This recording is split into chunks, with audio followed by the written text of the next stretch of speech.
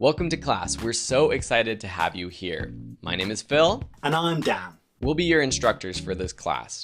Are you ready to dive in and learn how to use ChatGPT and other AI tools to help you create videos and grow your YouTube channel? Our goal with this course is to help you to learn and understand these new tools, specifically making YouTube video content creation easier, faster, optimized, and more efficient. Personally, we believe you still need that personal spark, that uniqueness of you to create an engaging YouTube channel. Robots aren't going to replace you yet, but these tools are here to stay, and now is the time to learn them. These tools can reduce the busy work, the monotony of some of the tasks of video creation, putting videos online, writing out descriptions and titles, coming up with topics, writing out draft scripts, promoting your videos, all of that isn't necessarily that fun for many of us, and it lets you stick to what's the most fun part of video creation: being creative. We start the course with ChatGPT and specifically how to use this as a YouTuber. And then we have lessons on all sorts of other AI tools out there that we recommend for video creation. Some of them take a specific aspect of video creation, like creating voiceovers or generating art that can be used within a video or a YouTube thumbnail, and we'll cover those with their own lessons. And at the end of the course, I have an exciting section of case studies where I show you exactly how I'm using ChatGPT, and I'll tell you that it's actually helping me grow my channel already since implementing some of these basic techniques, getting me more click-throughs, more views, more watch time. In the next lesson, make sure you download the course workbook, which includes the slides for the course, which means you can follow along step by step. Then jump to the lesson, why ChatGPT is a game changer for YouTube. And this will get you up to speed and be able to dive right in. Thank you again for being here. If there's anything we can do to make this class better, let us know. We are here to help. We're here to update this class, make it better for you. And when Udemy prompts you to leave a review, go ahead and leave one. You can always change it later. These reviews help us know what we're doing right in this class, and it helps other students know if this is the right course for them. Thank you so much, and we'll see you in the next lessons. So why ChatGPT? Obviously, ChatGPT is a huge game changer. I'm sure you've been playing with it. If you haven't, go and play with it, and we will tell you all about how to use this specifically with YouTube. But it's become a game changer for all industries. From trying to write your essays, I hope none of you have been writing any academic essays using ChatGPT, to finding answers, to writing copy for a website. It's able to scroll the depth and breadth of the internet to find answers and then intelligently feed them back to you in perfect, amazing English with great information, saving you lots of time and effort. So it's obvious, really, but we're going to get into it step by step, obvious how this could be used to enhance YouTube, enhance your YouTube channel. Be that, and we'll get into it in a moment, how to find topics to talk about, how to then script and get information and sources for this, and also how to write things like descriptions and find tags for SEO that ChatGPT can scour the internet for to work out what's needed. So really, it's an automated way to more optimize your content, your ideas, and your channel.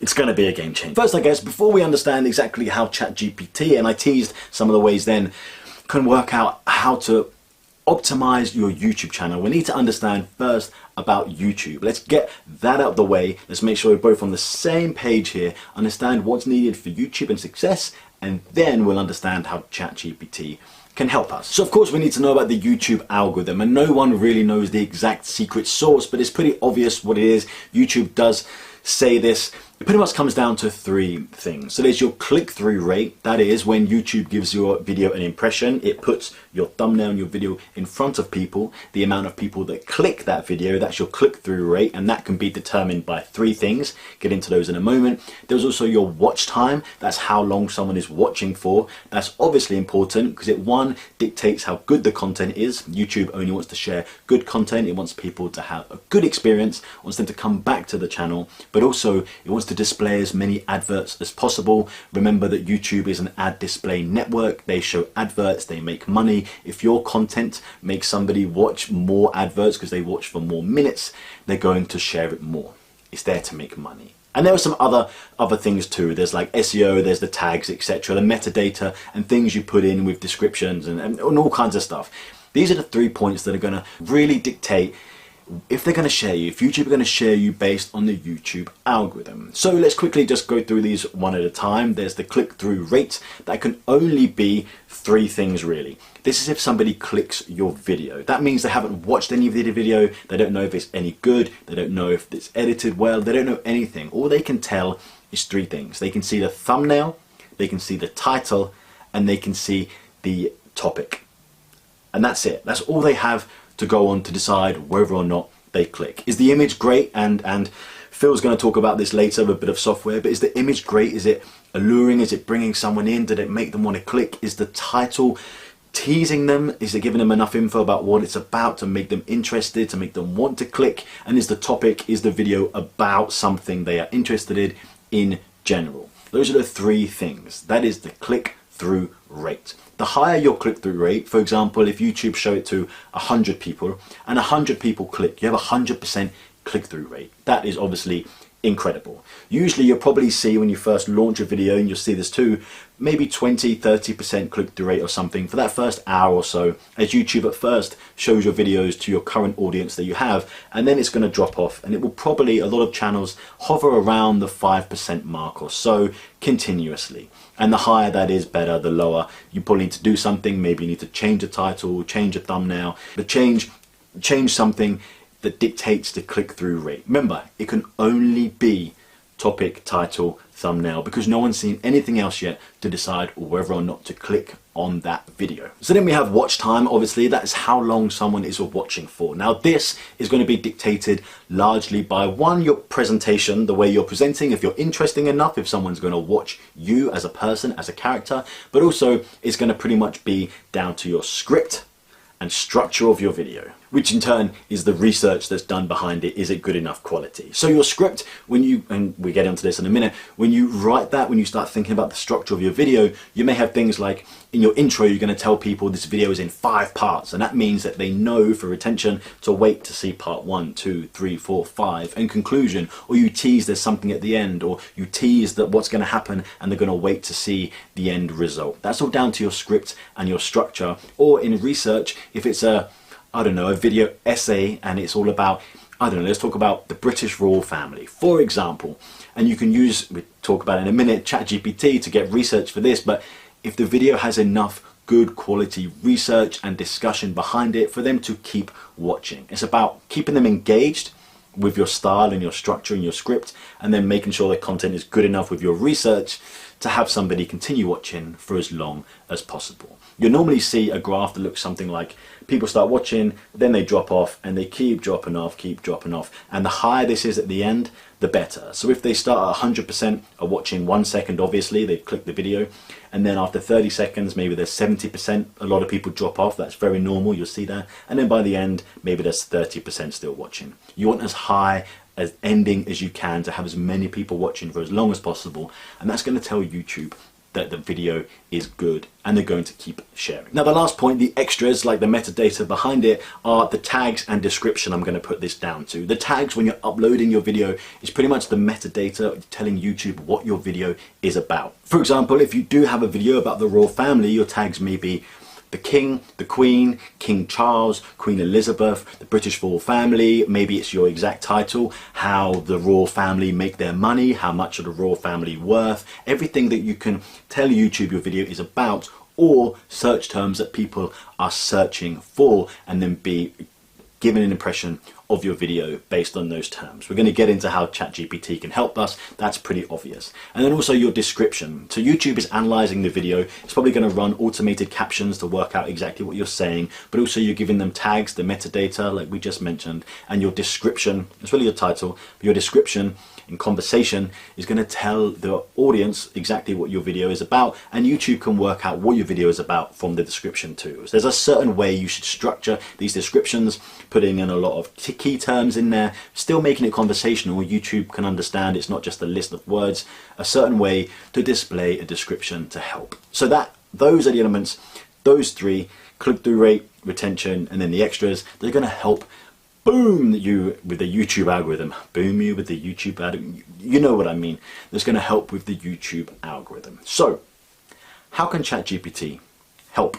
Now we understand how the YouTube algorithm works. So just briefly, ChatGPT is an intelligent AI piece of software that you're able to have conversations with. You're actually able to have conversations with that ask them for suggestions, commands to generate a response. Now it has learned patterns in language, behavior, and how to source information that you want from across the internet. It's so intelligent. You can ask it almost absolutely anything and it will give you a detailed response. From asking from an academic paper to the answer to a question to write something for you. It's incredible. And it's really simple to use, and if you haven't, go and play with it now. You simply ask it a command, a suggestion, and it gives you a response. You need to be really clear and detailed. The more detail you give it, the better your response will be. And you can also regenerate that response, the same one, to get a different one each time if it's not quite what you were looking for. The best thing is you're going to have a back and forth conversation with it. It has memory to remember what you've asked previously. So if you ask a question, get a response, ask a question on that response, and keep going.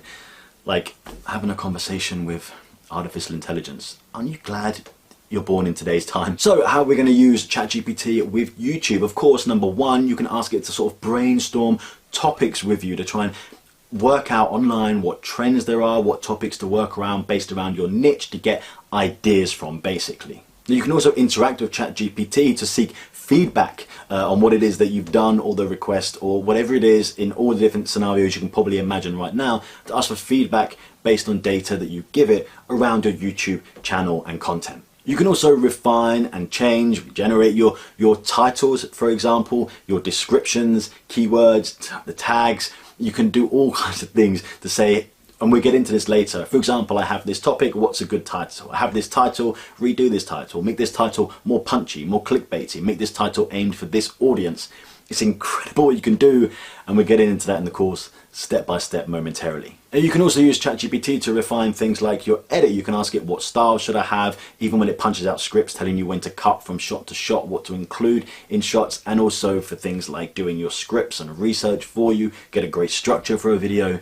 There's so much we can do, and I'm going to show you it all. So what we're going to cover in this course step by step. So number one, we're going to research video topics. We're going to generate clickable titles. We're going to get scripts and structures for your video. We're going to be able to source material if you need it, depending on your channel type, for your videos. We're going to write video descriptions. We're going to generate tags, fix automated captions. We're going to find trends, and we're going to find good competitor channels that we can learn from, all using ChatGPT. And alongside that, we're going to have case studies of us using this and showing you how to do it for things like changing titles and a bunch of things, for example, channels and case studies that you can follow along with and do yourself. And also Phil is going to be going into some other AI tools. ChatGPT is not the only one, no, for creating images, thumbnail, all kinds of things, creating video.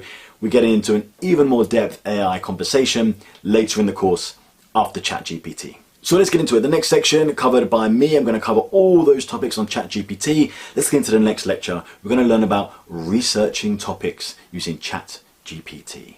I'll see you over there. Okay, so researching video topic ideas with ChatGPT for YouTube. Let's get straight into it. I'm going straight into my screen record here. You can follow along. Let's get straight into the nitty gritty of it. So I'm over on chat.openai.com. You can see right here. Go ahead and get into there. I'm assuming you've used this before. If you haven't, very simple. Go over to chat.openai.com or just search ChatGPT in Google and you'll sign in with your Google account. And you'll be able to get on and you'll be confronted with a screen that looks something like this. So just to let you know, over here is all the history of everything that I've ever searched before. There's a bit of a poem here I did, some other travel idea for videos, some documentary scripts that I ran. That's the layout. Here's your history, and here is where you input your message to get a result from ChatGPT. So let's get into it. We need to generate some video ideas for your channel. So let's say you already have a niche. That's also something you could do inside ChatGPT. But let's say you have a video niche already and you need to get some video topic ideas. Now, there are a million ways to do this, and there are different ways, different best practices. These are the ones that I'm suggesting from having used this put in loads of hours using ChatGPT for YouTube. These are my best practices. So you could just go give me some topic ideas, but the results I seem to get are very broad, very basic.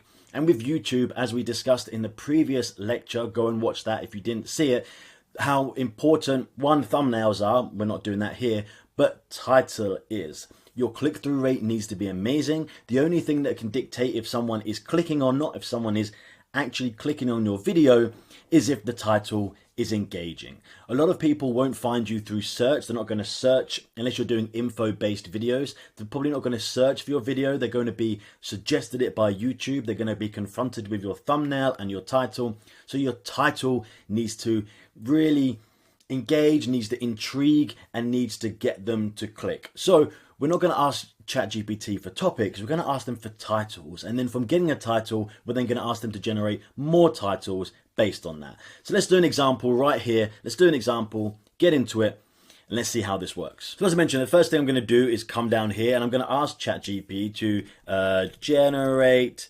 10 video title ideas for YouTube for the, I don't know, let's do USA travel niche. And let's just see what it comes up with. Hit enter, let it work it out. Okay, ultimate guide exploring the hidden gems of the USA, unforgettable road trip, cross-country adventure USA, exploring America's national parks, living like a local, immersive cultural experiences, foodies paradise.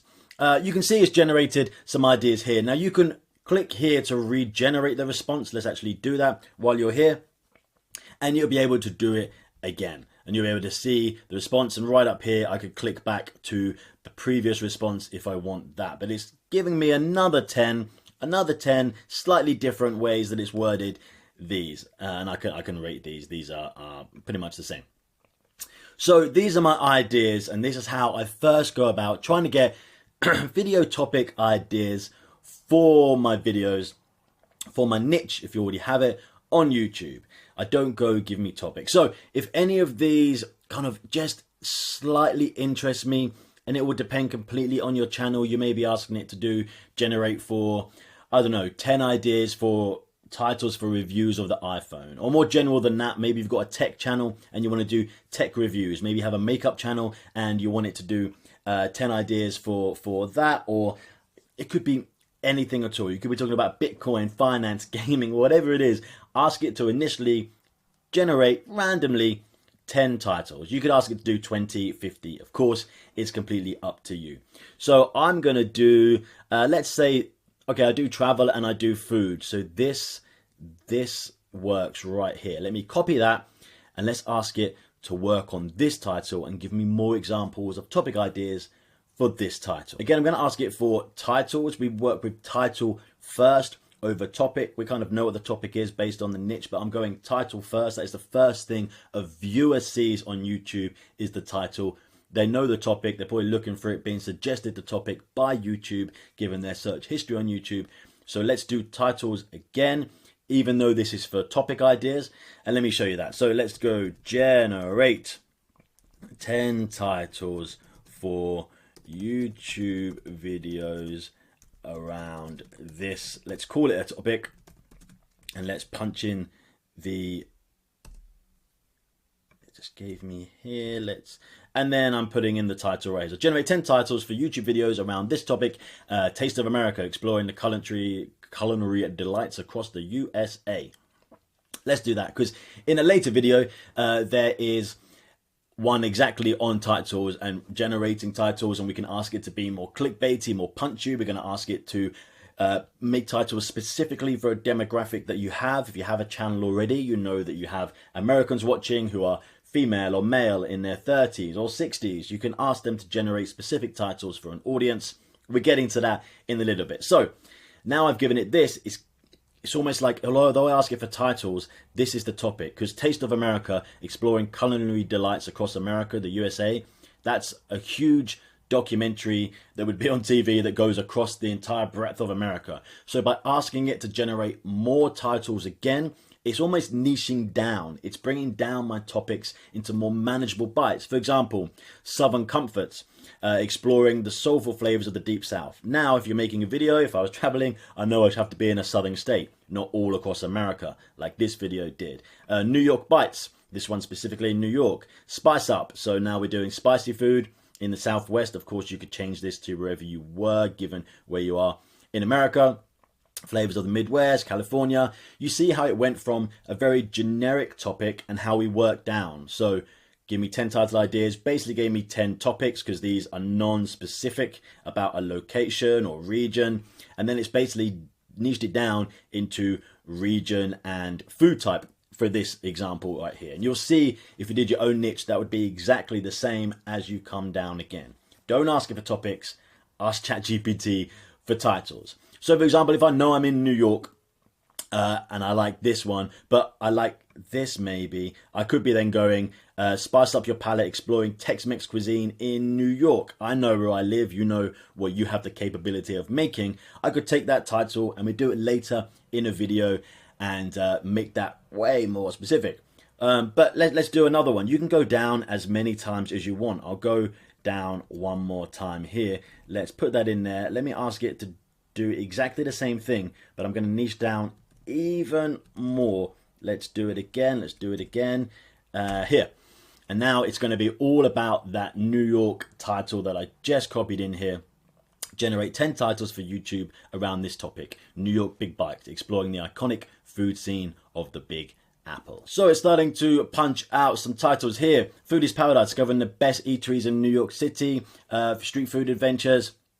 So right here you see that was still quite generic, exploring the big iconic food scene. So now it's doing big eateries, New York City, street food, New York City, hidden gems, New York dishes that are iconic, sweet tooth, sweet stuff. You see how from getting a topic, if I'd have just gone, give me a topic for food videos in America, they would have been so generic, which we slightly got, but we started getting title ideas. It starts with title, then we niche down again and again. Now you can go down as many as you want until you pretty much have the video in mind that you could make based on the title. Now a lot of people go, oh, but I've made the title and now made the video, sorry, and I want to come back in here and make the title. Because from our previous videos we mentioned the first thing people see is thumbnail and title. You should have your title and your video idea, your topic, and then your title already created before you make your video. If there isn't a title and topic that you can do that's amazing and perfect, then don't make the video because you want to get clicks. If people don't click, they don't see the video anyway. So it's no good having the best video in the world if you can't get people to click and see it. So let's start with topic and title and then let's make the video. So we already have this. Now I'm going to go with, for example, New York Sweet Tooth. I like that one a lot. I could explore desserts throughout New York City. You can imagine there being some amazing ones. That's what I'd go with. I'd store that idea that I have.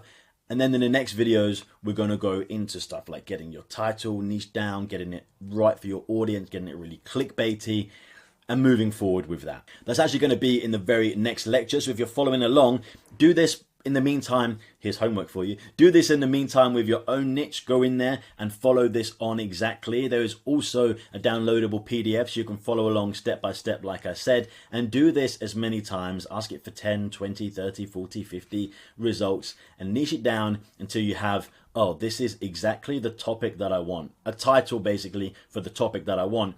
This won't be the exact title that you want, and we'll rework this in the next lecture. But now you have a topic idea. You might have several and you can start planning your next 5, 10 videos, which is ideal for YouTube. But that is how the best way, I think, the best practice is to find topics for YouTube on ChatGPT. So let's get into the next lecture and let's make this into the most clicky title possible that you need. And I will see you on the very next video.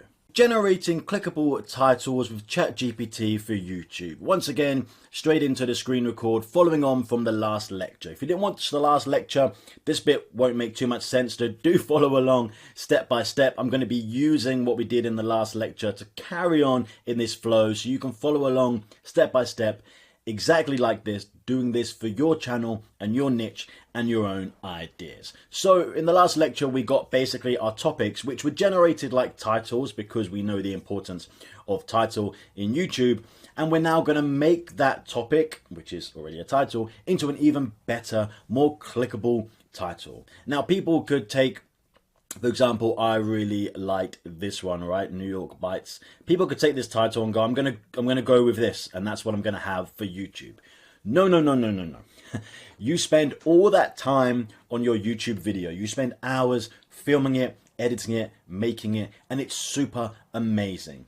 But no one is going to see that video if they don't click it. YouTube is going to give an impression. They're going to show your thumbnail and your title. They're going to show those impressions, and no one will even see the video if they don't click on your title and your thumbnail. The only thing they have to decide whether or not to click is your thumbnail and title. So you need to rework and rethink your title over and over again. You can do this from research on your competitors, see what they're doing, what kind of titles.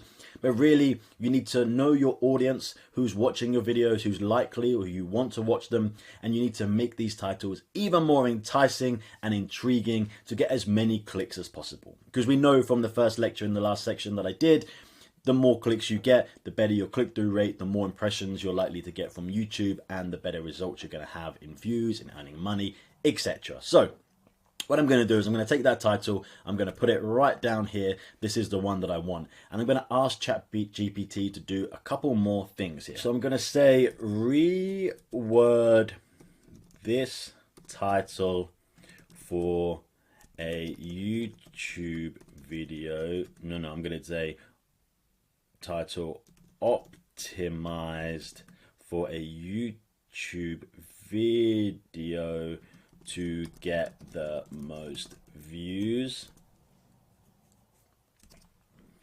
And then I'm going to just put it like, you don't have to do this, but sometimes I think the language is a language-based AI model. Sometimes using things like you would in language, like semicolon or speech marks, etc., can help. I'm going to say reword this title 10 times and make it optimized for a YouTube video to get the most views and clicks. Let's say for my audience, which are, let's say, females in the USA aged 35 to 55 years old. Now, some people say this won't make any difference, and some people say it do. You're going to regenerate these over and over again, so you're not going to know necessarily. You'd have to spend hours and hours and hours and years potentially rewording this to get enough analytics to know if something like that last sentence telling people who your audience is makes a difference. I think it does. And why is that important? Now, I've tested this on YouTube videos, on dozens of channels over the years. People think that there is one rule fits all for YouTube for a title. It doesn't. And the thumbnail even more so important. Think of a Mr. Beast style thumbnail and title that are really clickbaity and punchy and in your face and extreme and bright and animated. Well, I tried that, for example, on a travel channel in Asia. I tried doing exactly that kind of thing where the audience were mostly male, aged 55 to 65, and they did not respond. The videos got more clicks when it was just a screen grab from the video and a really basic info title that wasn't too baity. Your audience will respond very differently to different types of titles. We know this from marketing. When people market posters or adverts aimed at an older demographic or a younger demographic or male or female or in certain locations and countries, they'll be different. You'll see posters. I've just traveled to Japan. Posters there, loads of text and in a certain way different than if it would be in the West or the US. Lots of things dictate how a message needs to be sent. That's like basic advertising and marketing since the days of Madison Avenue Mad Men. And they were discovering this. People of different demographics respond differently to different messages. So I would add that in because I think it's going to help. And you can have a look at this and work it out. So if you have a channel, you can go into analytics, you can go into audience, you can scroll down and you can see where they're from location-wise, most of your audience and the ones you want. Remember, people in the USA, when they watch your videos, or UK, Australia, Europe generally, compared to people in, I don't know, India, the Philippines, Southeast Asia, are worth up to 10 times more in ad revenue than those in Asia. So if you are looking to make money, then you're probably trying to target the West, and that also is dictated by if you speak English, what language you're speaking, what topic you're talking about. So I do put in location, and then I also say make it optimized. It's an AI platform. It's looking for information about how to optimize YouTube. There'll be loads written online about it to get the most views and clicks. So I'm going to generate this to get 10 titles, and those are the reasons why. Let's hit that and let's see what it comes up with. Reword this title 10 times to make it optimized for a YouTube video to get the most views and clicks. New York Bites exploring iconic food scene in the Big Apple. For my audience, which are females in the USA aged 35 to 55 years old. So, taste the magic, indulging in New York's iconic food scene.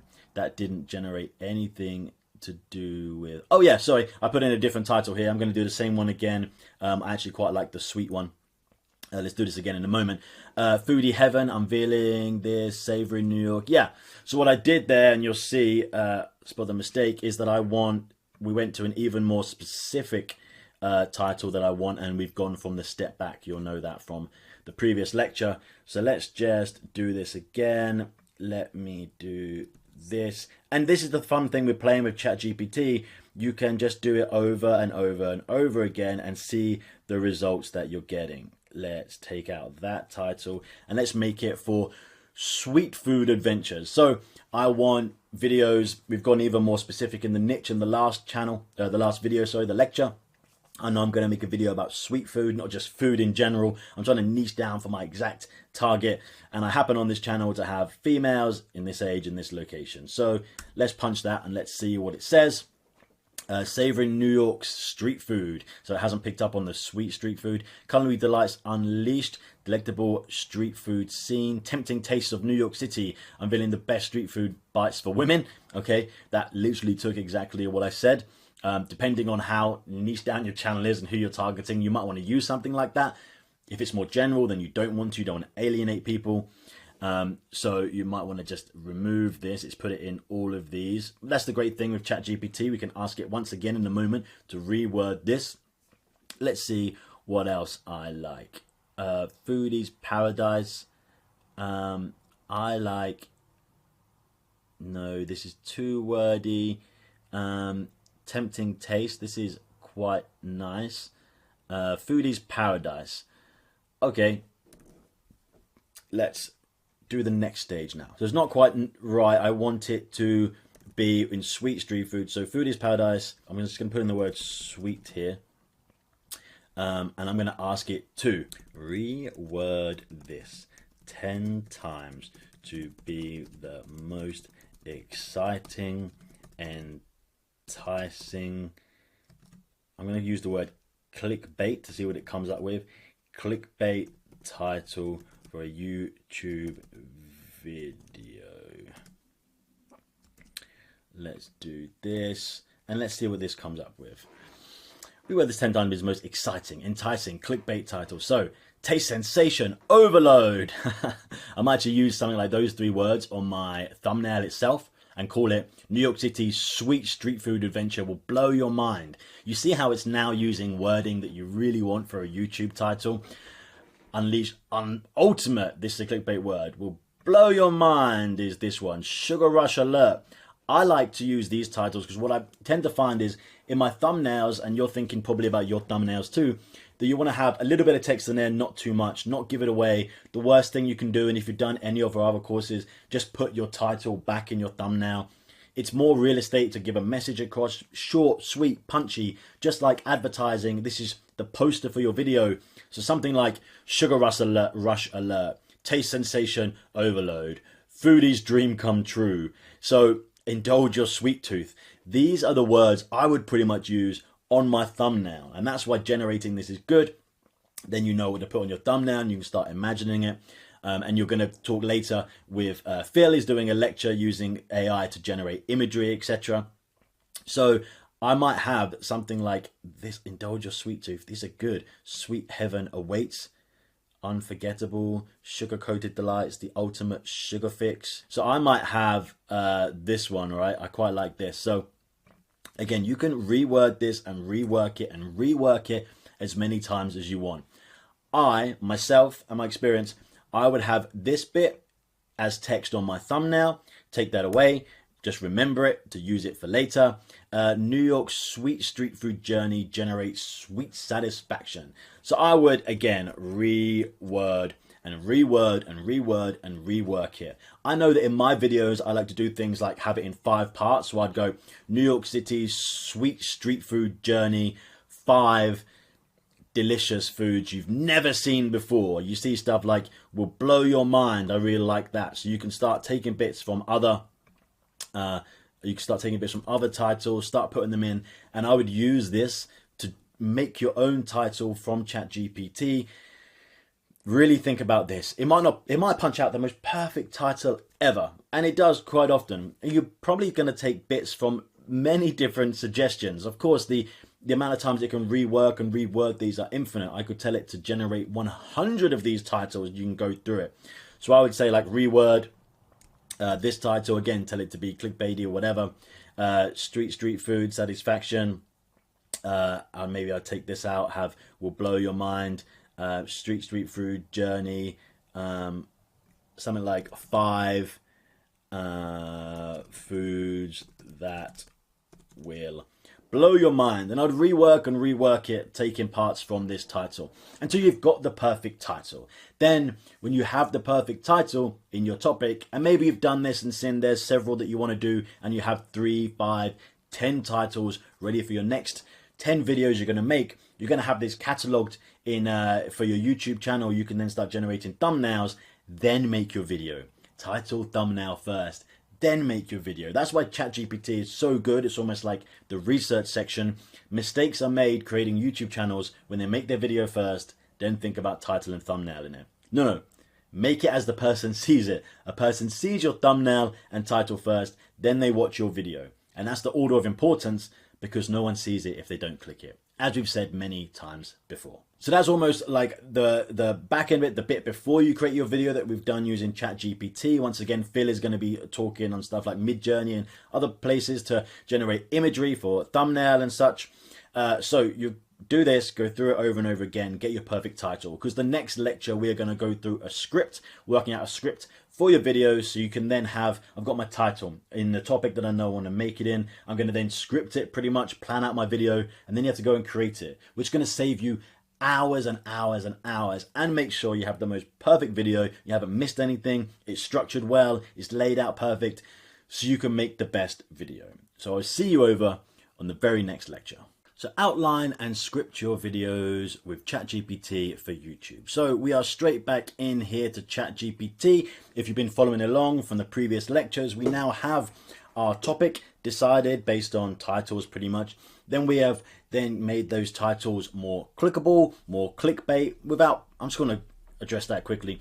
Clickbait is an okay term to use and to have for your videos. Clickbait, if you've got a video about these sunglasses and you title it Singing Cat Does a Full Beethoven Rendition, then that of course is clickbait. If you say the most extreme, amazing, incredible foods in New York City and you think, oh, that's a bit over the top, that's not clickbait, that's marketing, that's getting someone to click your video. And as long as you do have foods in there that you think are great, that's not clickbait. So we've generated those, we have our titles, we know what we're going to make our video about pretty much based on a title. What we don't have is what the video looks like, some sort of script or points for how the video is going to be laid out. Now, a lot of people don't plan their videos, they just hit the road and they go and film. Now, this depends so much on your niche. If you're doing a tech review, then obviously you can plan to talk about, I don't know, 5 points within the iPhone if you're doing the iPhone. Or if you're doing anything else, I don't know, gaming, if you're doing a review on fashion. And I'm reviewing this belt and I'm going to talk about it. And my 5 points are, I don't know, the quality, the price. I'm just grabbing these things out of the air, but you know exactly what I mean. You need some kind of structure. You can't just start rolling and hope for the best. And a structure is really, really important because it's going to help retention. So we've done your click. We've got people to click your video with a title and later thumbnail, and now they're watching. You want them to watch for as long as possible. We spoke about it in my first lecture, in the previous section. You want the retention to be as long as possible. Now the retention is how good your video is, not how well it's edited, the transitions and all that stuff which people spend loads of time focusing on. The retention is going to be purely pretty much from your structure, how you are keeping someone engaged. Now, a tactic that I like to use is to have like a 5-point structure to my video. And if you open up and you tell someone, I'm going to go through 5 street foods, we're going to do this one, then just briefly touch on them, and you're going to see which one's the best, the price of these. The viewer already knows they're in here, they're on the ride for 5 points, and they're likely to stay for it. And you might count these down, 5, 4, 3, 2, 1. Some of the best examples of a great structured video, if you ever watch like 10 best, I don't know, 10 best touchdowns, 10 best goals, 10 craziest places you've never seen, 10 haunted houses, the countdown channels, perfect structure. It counts down from 10 to 1, getting more extreme. People wait and watch to see what the last one is. You're taking that same theory and putting it to your video to get somebody to watch for as long as possible. So it's important to script or get the structure for your video to get someone to watch for as long as possible. You need retention. And if you're trying to get monetized still, you need watch hours. So you want people to watch for as long as possible to contribute towards your watch hours. And if they watch for longer, they see more adverts, you make more money, YouTube makes more money, they see more adverts, and shares you more because YouTube want to make money, of course. Okay, so I've explained to you why it's important to get it. So now we need to generate a script. So I'm going to do 2 things here. There's one called generating the script and one called generating the structure, and you're going to see the difference between the two. I'm going to use an absolute random example here, and these are also on your downloadable PDFs if you want to follow along.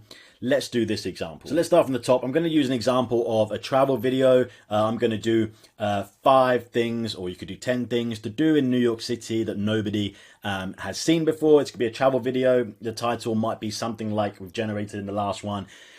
5 things you've never seen in New York City that you must do under $10. For example, I put that in.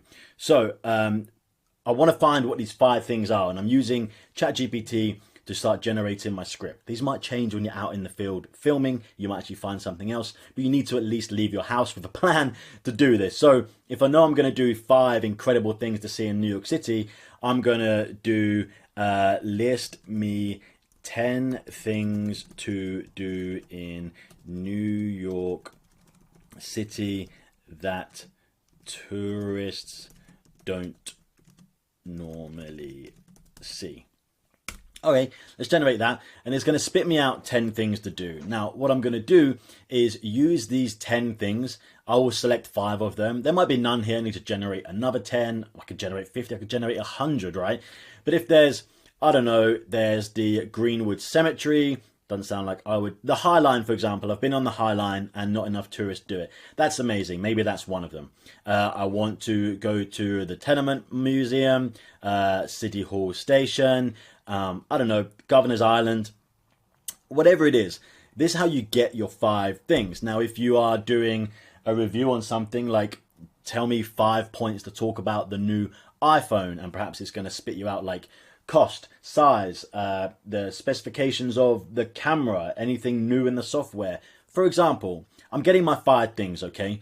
And that's important. So now what I'm going to do, I'm going to say, write me a script. And I'll show you the difference, as I previously mentioned, between script and structure. And we're going to generate these almost identical, but ask for a structure next. So write me a script for an 8-minute YouTube, YouTube video for the title. And the title example I just pulled out there that we didn't generate was like 5 amazing sweet street foods in New York City that you have never seen before for under $2, let's say. So now I have, well, this example up here was the different locations, wasn't it? So this one, I'm going to say the 5 foods we will try are, now these are not exciting, but I'm going to just make something up. Unicorn coffee, made that up. 2 chocolate bagels. I have no idea if they really exist. Again, if this was my video, I would have asked in this section here for it to generate me 10 foods, and I would have found them. Or this is a bit of a weird example because you need to, if they exist a lot in New York City, you can go and find them, or you might have to go and see what's available. So for this example, well, you're not going to be doing this for your channel. You take it from here and you would put these in. So let me just continue. Okay, so now I've got it here. Write me a script for an 8-minute YouTube video. Now, we've spoken briefly in the first section. 8 minutes is an ideal length. You might want to ask it for 10 minutes, but 8 minutes is an ideal length because after 8 minutes, YouTube will add mid-roll ads into your video. The more adverts that someone is able to watch, the more money it can make, the more money YouTube make, and they're likely to share it. So make your video over 8 minutes for you to make more money, but for YouTube to be able to make more money, and then they're probably going to give you more impressions if they're making more money. So get your videos at least over 8 minutes. So write a script for an 8-minute YouTube video for the title 5 amazing street foods in New York City that you've never seen before for under $2. The 5 foods we will try are 1, unicorn coffee, 2, chocolate bagels, 3, mango crepes, 4, chocolate fountain, 5, s'mores. Now, these would have been obviously from your searching on that previous query that we generated. So let's see this and see what the script, and I'm going to show you how this will work for some niches depending on what you're doing as opposed to others. In the next lecture, we start getting some sources for this. But right now, you can see it does something like host. Hey there, foodies! Welcome back to our channel. Today we have a special treat for you. We're diving into the delicious world of sweet street foods right here in the heart of New York City. Get ready to tantalize your taste buds and uncover. Each costs under $2. Let's get started. Number 1, our first stop takes to the vibrant food truck. Unique creations. Behold the magic unicorn coffee. So you can see what it's doing here. It's generating an actual script, including cut to the host holding the coffee, doing this. It's making me a script. Isn't this amazing? Step by step for exactly what to do. Now, this once again is a plan for a niche like this. If you're doing a tech review and it's spitting out exactly what to talk about, you could probably follow this script exactly. For the example, and the reason I gave this one to you is it's slightly more difficult. It's a vlog out on the street. So you may not find a street food truck, but you can use this as a step. I know in my first section right here, I'm going to talk about this, and I might not find unicorn coffee. I might find another, whatever. I know that I have to talk for this long about this to make it into my 8-minute timeline. There's not much to do. I could easily talk and reword this as I'm on the street, as long as I'm covering this topic. So you can see it's pretty much done a movement-based script. Do this, cut to this, travel here, say this, which is amazing. But what I want to do is also get like a structure plan. And to do that is really simple. I'm going to grab the previous, write me a script, and let's do write me a video structure for an 8-minute YouTube video. And you're going to see the difference between a script and a video structure. Let's run that right now and see what it comes back with. So, video structure for amazing street foods. Okay, introduction, second, engaging intro, host introduces the video topic, briefly mentions the 5 foods they will try. Segment 1, host walk to the location of unicorn coffee, engages, shots vibrant food truck, holds it, does this. So I like something like this when I'm filming. This will depend loads on you. It depends on your niche, on your video type. I'm doing this for everyone. But a lot of people don't. They often run scripts and they don't understand about running a structure. Now, I like this. You could quickly get this on your phone and you can run through it. And all I know is that each section here, look, I'm 30 seconds for my intro. Ideal intro length. I'm telling them we're going to look at 5 bits, mention the 5 foods you'll try. My first section is 1.5 minutes. This one is 1.5 minutes. This one, 1.5 minutes. This one, 1.5, 1.5. Now, from experience, I would actually make this like 1 minute, 1 minute, then make this one, say 1.5, this one 2 and 2. That's a retention thing. I want to start getting through my sections, keep someone engaged, moving from one bit to the next. So make them shorter at the start and longer at the end. That's just a bit of information for you guys from someone who makes too many YouTube videos for too many channels. That's something. And I love a structure like this. Bullet points. I just know I have to go to this place. I have to show me moving there outside the chocolate place, outside the bagel place. That's very easy. I'm walking there, I'm showing it. I catch in shots of the bakery process. That's just me filming them, doing that. And I can either do this as a voiceover whilst that's happening, or talking, or both. Describe the chocolate bagel, its flavor profile, how much it is, take a bite of it, and share their experience. This tastes delicious, whatever. You could easily get a minute and a half of that. I love, love, love a video structure as opposed to a script. However, if you are doing something like a video essay, tech review, I'm talking about, I don't know, let's take an example. The demise of the mafia in New York City after the 1970s. Just pulled that out, whatever it is. I could actually ask it to run me a script, run me an 8-minute video about a demise, blah, blah, blah, for YouTube. And I'll be able to actually speak this script into a microphone and then lay over voiceover, which you'll need source material video for. I talk about that in the next lecture. So there's a difference between running a script and running a structure, and it will depend largely on the videos that you want to make in your niche. But it's a key important bit of information using ChatGPT that a lot of people don't do, the difference between video structure and video scripts. And I hope that explains how best to use these. Now you'll need to use some of your own knowledge. You can ask and generate, and I would. You need to obsess over this introduction bit. You need to get people hooked. So you probably watch lots of other videos in your niche, or you have videos already where your intro did really well. You can see in your retention graph what's working, what kept people longer at the beginning in the opening 30 seconds. If you've got 70% of people still watching at 30 seconds, or 30% of people, the one with 70% was a better introduction. Could be topic 2, but probably introduction. And you can do things like, today's video we're going to look at 5 different sweet street foods that are incredible, amazing, in New York City you have never seen before. Come with me as I discover these 5 things. I could put shots of them on screen, teasing them. I can't believe these exist, and for only $2. Have you tried these before? Let's get into the video. Let's go. Number 1. And you can go straight into it, and you need an intro, something like this. Obsess over the intro. You can get ChatGPT to spit you out lots of different intros, 30-second intros for this video. You can run that, rerun that, but a lot of it is going to be down to your own research too, and your own style for your video that you've already done. But definitely utilize that and obsess over your introduction. This was amazing. This is a game changer. This would take hours to plan. You could quite easily get these structures for your next 10 videos, and you've now got a plan, and then just tweak them yourself based on what's available and depending on your channel niche. It's so good to have this available. Okay, that was that. Let's get into, so I mentioned on the next one, we're going to talk about finding sources. So you might want to find sources for your videos. That's if you're doing, I don't know, video essay, review, whatever, you might need sources for B-roll, for stock footage, and you want to find a place to get these, because under the fair use policy in YouTube, you are allowed to use other videos that are on YouTube as long as you're adding to it. I'll explain all that in the next section, but there's an easy way to find video to use in your video, so you can start automating and making this as quick and as frictionless a process as possible from start to finish, with ChatGPT as our YouTube angel guiding us on the way. So let's get into it right now. Let's get on to the next lecture, finding source videos.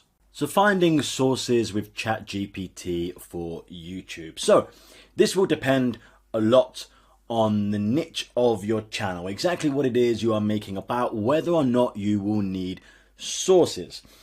You know, you may still need sources for all kind of things. You're doing a tech review, but a lot of the videos that need sources, source material, and I'll explain that a little bit more in a minute, are stuff like video essays or discussions or topics. If you're talking about, I don't know, video essays on business, on Bitcoin, on finance, on psychological stuff, or on murder mysteries, on celeb details, for example, all those videos will probably need source material. That is, either find sources online, like quotes from people, things people have said, or actual videos about it that you can use in your own video on YouTube. So what I have to point out here and have to remind you is, do remember about the YouTube fair use policy. Now I've just grabbed a video up here. This is actually from, if I move me, from the YouTube creators, an official account for YouTube here, all about talking about the YouTube fair use policy, which is great. You can go ahead and watch this video if you just search YouTube fair use policy, or there are various pages that they have about this, about the fair use policy on YouTube. But I'm going to briefly tell you what that means. And the difference between fair use and copyright and legality, okay? On YouTube, fair use means, what do YouTube let you do? You are allowed to use any piece of video online. For example, someone else's YouTube video. You're allowed to download that, use bits of it in your own video. Think about review channels or top 10. They're all using sources offline, or indeed TV shows and movies using clips, like people that review movies or whatever. They're using clips of Netflix shows or existing movies, or a lot of the video essays, for example, finance ones on channels like Magnets Media or James Janney, Jake Tran. Some of these big video essay channels are using stock footage taken from existing movies like Wolf of Wall Street, for example. And you're allowed to, the basic rule is, if you're using clips, small clips, not entire segments, and you're adding to it, i.e. your own music, your own commentary, then you're allowed to use the clips. That's okay. You can use other people's footage in yours if you are adding to it, adding commentary to it, talking about something else and using it as a visual. That's okay. That is the YouTube fair use policy. Now, this is not copyright law. So copyright means in the US, it varies from country to country, but let's talk about the US mostly, and it's the same for a lot of European countries. You can't even use a second of someone else's footage without it being up for copyright debate.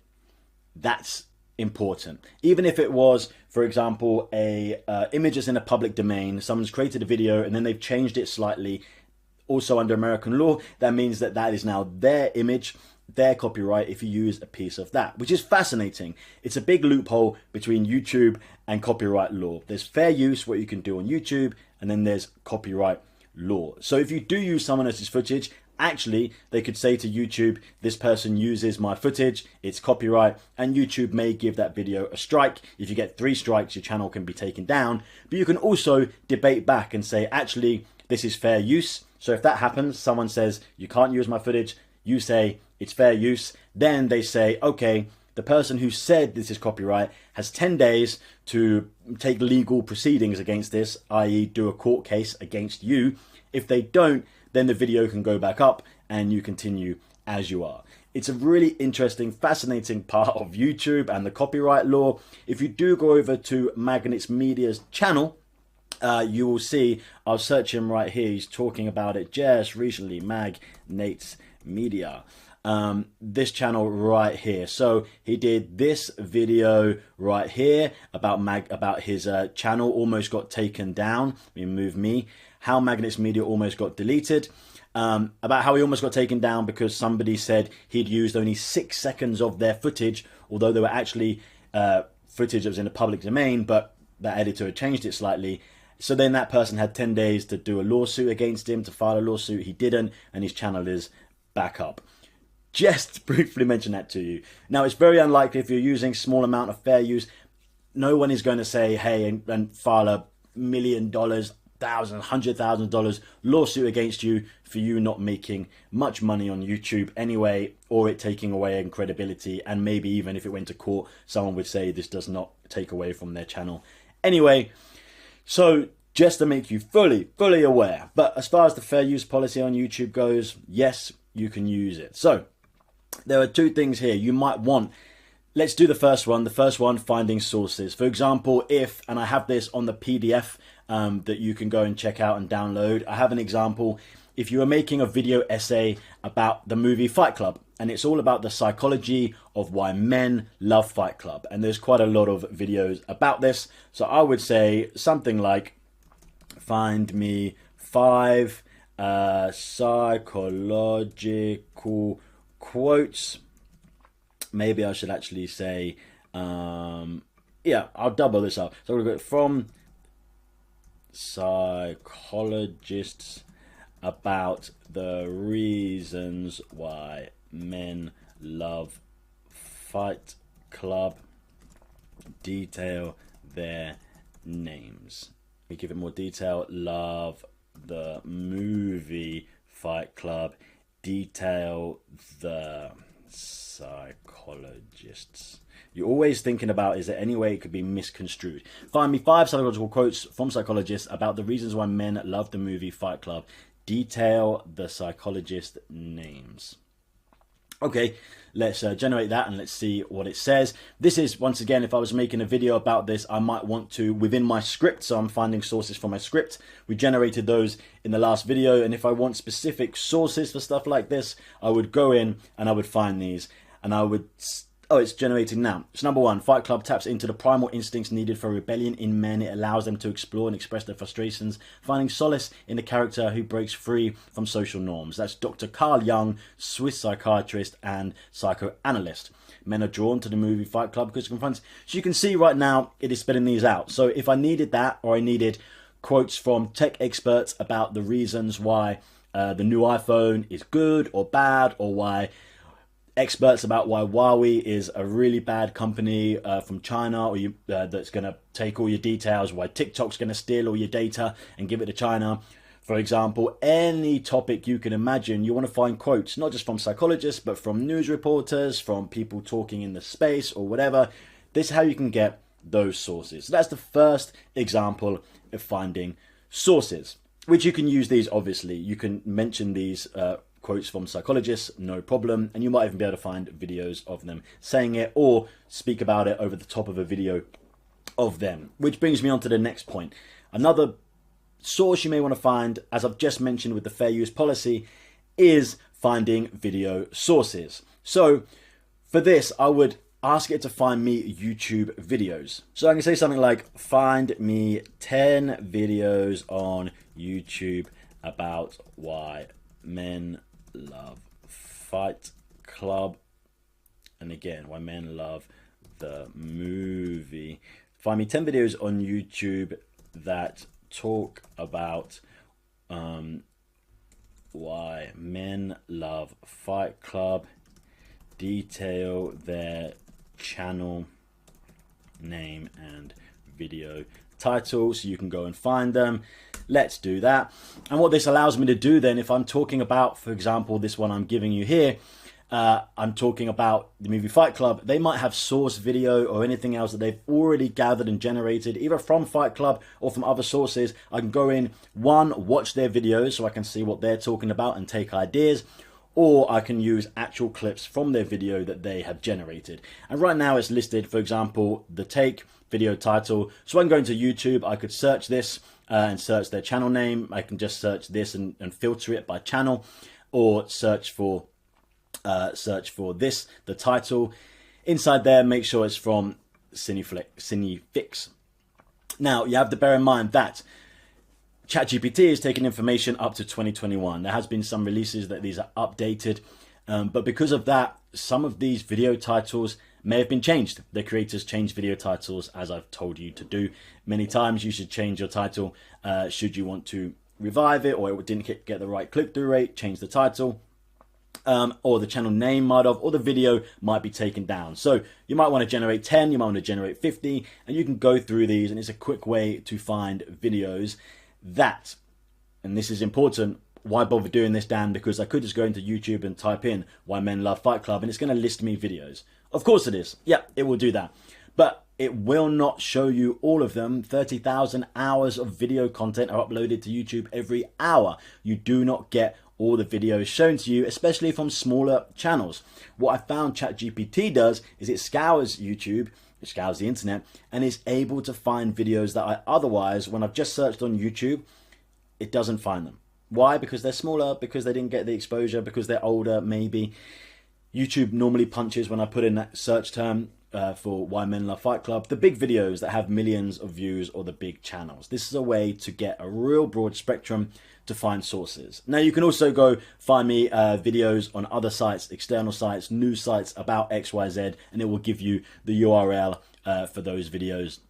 And that's another way to do that. So that was finding sources for your YouTube video. And now we've come kind of full circle. If you've been going along, we've got our topics down, we've got our titles, and we've now scripted and everything, and we're finding sources to put our video together should you need that. Now you'll go off and create, obviously, and we're going to go into, on the next lecture, writing a video description. That's when you're uploading to YouTube, and it's important. Stuff like titles are important, but also the description to make sure it's optimized for YouTube, as well as then tags and other things that we go to make sure your video gets discovered. And ChatGPT can do an amazing job of doing this for us. So it's already optimized our video for discovery. Okay, I'll see you in the very next lecture. Hey guys, and welcome back. So this is how to write a video description, an optimized video description for YouTube using ChatGPT. And firstly, I guess, why do we need a video description? So when you upload a video, one of the parts in there, as soon as you click upload video, on the next step, you'll be taken to the page where you write your title first and then video description. And if you're watching a video, you'll see it right below the video and you click more to see the video description. And it's for all kind of things like to put in links to other videos or to put in affiliate links if you're selling other products or to send you to your site, for example, but also to describe what is involved and what is included even inside the video. And why does this help and why is it important? So YouTube uses many parts of your video to understand what it's about, to help with the algorithm. You can't just assume you're going to write a video about, I don't know, the emergence of the iPhone in modern day society, why that's important, etc., how it's changed the world, and assume it's going to get to everyone who wants to see that content. There is 30,000 hours of content uploaded to YouTube every hour. As I've said, YouTube doesn't just trust your title, maybe text in your thumbnail, to understand what it is and whom to give it to. There are many variables like the history of your channel, if you've uploaded stuff before that's done well, as to who it's going to share it with and give impressions to.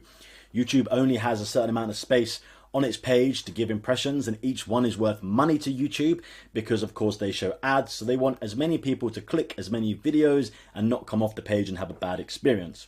So it's working out what your video is about and then sharing it with the right people. And a video description is one way it does that. It will also run automated captions and it will understand what you're saying in your video, but the video description is key. Now what's needed for a great video description are certain keywords that are needed to optimize about what your video is about. For example, if we talked about, like in the last example from the last lecture was about the psychology of Fight Club, why men love it, the movie Fight Club.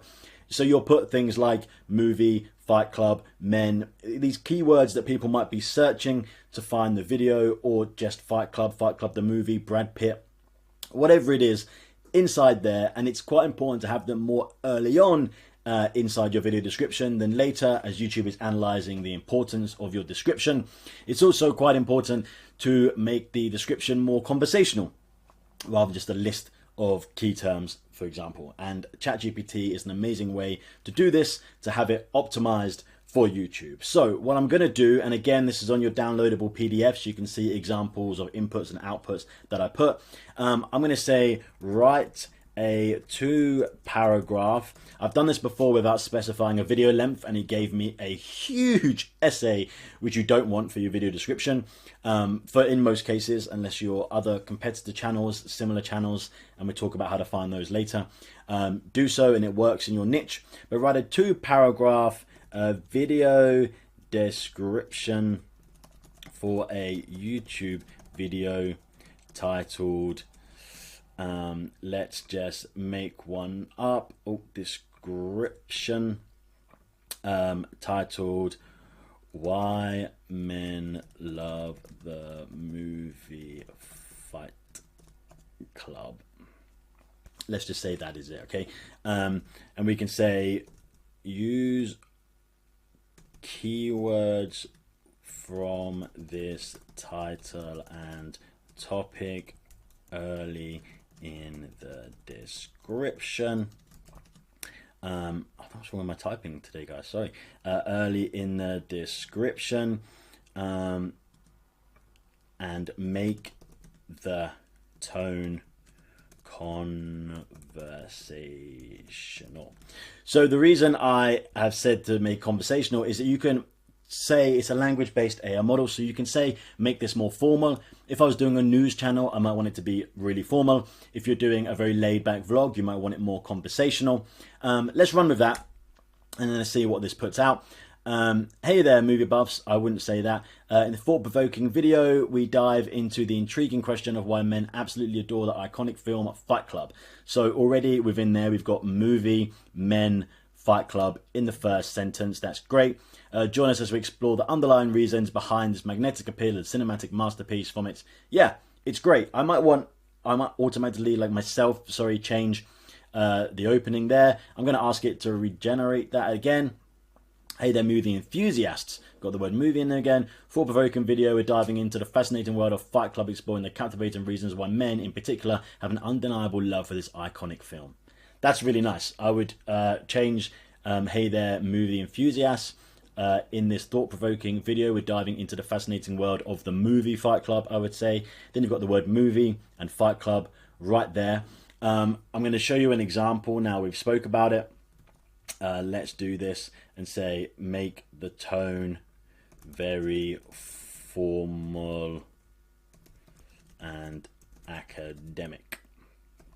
These are some of the terms you might want to start using: formal, academic, depending on what it is that you want. And let's see what this generates here. Welcome to our YouTube channel. We delve into the realm of film analysts. In this captivating video, we embark on a scholarly exploration. Okay, so you can see the wording it's using of the enigmatic phenomenon surrounding the male adoration of the renowned cinematic masterpiece Fight Club. Wow. Okay, we've just gone very academic and scholarly. It's also said it's a scholarly exploration where I wanted the description, sorry, to appear more scholarly. It may have taken that incorrectly, but I can also regenerate this once again, and you can start doing things like rewording, just use formal, scholarly exploration, profound phenomenon surrounding men's adoration, cinematic masterpiece known as Fight Club. In this meticulously crafted video essay, we delve into the intricate layers of David Fincher's film. Wow, so you can see the difference here if you're using different language to ask the AI model of how to write the video description. You've already asked it to make this optimized and to have some of your keywords for SEO early. So I'd make sure movie, I'd make sure Fight Club, and then if you're talking about David Fincher's film here, whatever, I would have those as early on in the description as we can, and don't just list a whole bunch of keywords. But this is how you generate a video description, which would take you ages to write this, obviously automatically in seconds. Grab this, copy, paste, put it in your YouTube video. You've done the same with your titles, copy, paste, put it in. Now you have it much quicker, faster, and you're going to have the same kind of responses in all of your videos without thinking, the same kind of model answers here that would take you ages. You've saved time and you've made them optimized, because ChatGPT understands what you mean when you said optimize this for YouTube. So that was video description. Another way that YouTube decides whom to share your videos with and give impressions to and understand more fully what your videos are about are through tags, which are basically the metadata. You are telling YouTube what your video is about, and you need to get the right kind of tags, the right length and the right amount of them to make sure your video is optimized for discovery in search on YouTube. So in the next lecture, we're going to talk about exactly that, how to get the best tags for your video automatically using ChatGPT. Generating tags for your YouTube videos using ChatGPT. So firstly, I guess I'm going to explain to you what tags are. If you don't know, if you do, bear with me for a minute. Tags are when you're uploading a video, you will upload you're entering your title, your description, as we said, you scroll down, put it in a playlist, click more, and then there'll be all these options down there to like hold comments and things like that, and also to put in tags. Now, what are tags? Tags are the metadata behind your video. Think of them for SEO. Tags describing your video so that YouTube knows more about what your video is about, and thus whom to share your video with based on search results. If people are searching, what might they be searching for? Which words or key phrases might they be searching for that your video relates to, and you are directly telling YouTube what they are for your video. So I think, and there's a note on it saying tags are less important than they were several years ago. YouTube getting more and more intelligent every year. It's running captions, obviously. It knows what you're saying in your video, your title, description, everything else. Tags, I think, come quite low down in the running order for what YouTube is using to discover what your video is about and who to share it with, but they are still an important thing you shouldn't skip. And also, from research behind this, we're going to do things like single key terms, single words that you want to rank for, and also longer phrases that people might be searching for, which will depend on your video niche and what it's about and topic, etc. And I'll give you some examples. Also, there are 500 characters allowed for YouTube tags. Use them all, or as many as possible. And character is a single letter, be it one word or a string of words. The total character count, 500. So I'm going to say generate me tags for a YouTube video titled let's do something like how much does a 2-week holiday in Vietnam cost?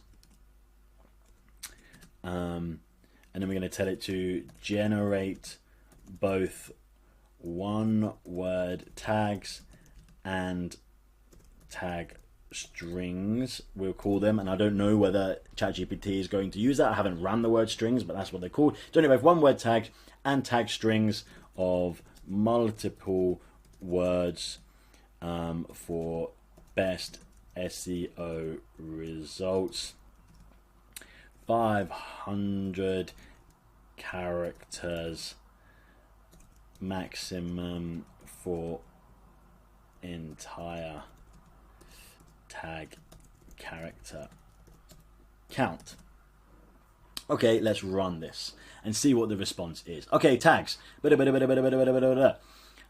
Okay, nice, perfect. So what it's done here is it's done me a whole load of individual tags. I can already tell from my years of experience on YouTube and working with companies, these are exactly the kind of single word tags you want. And put these tags early on in your tags that you can add there. So for this video, Vietnam, travel, holiday, cost, budget, vacation, expenses, tourism, Asia, exploration. Great. Not sure I put exploration, maybe. I'd also, right before this, so you're going to copy these over and put them in your tags. Right before this, I would then also put in my actual title. Just copy your entire title and put that in as your first tag, and then put these single word tags in there. Sometimes you'll see, and I've done it, where you've ranked really highly on something like Vietnam, which is amazing.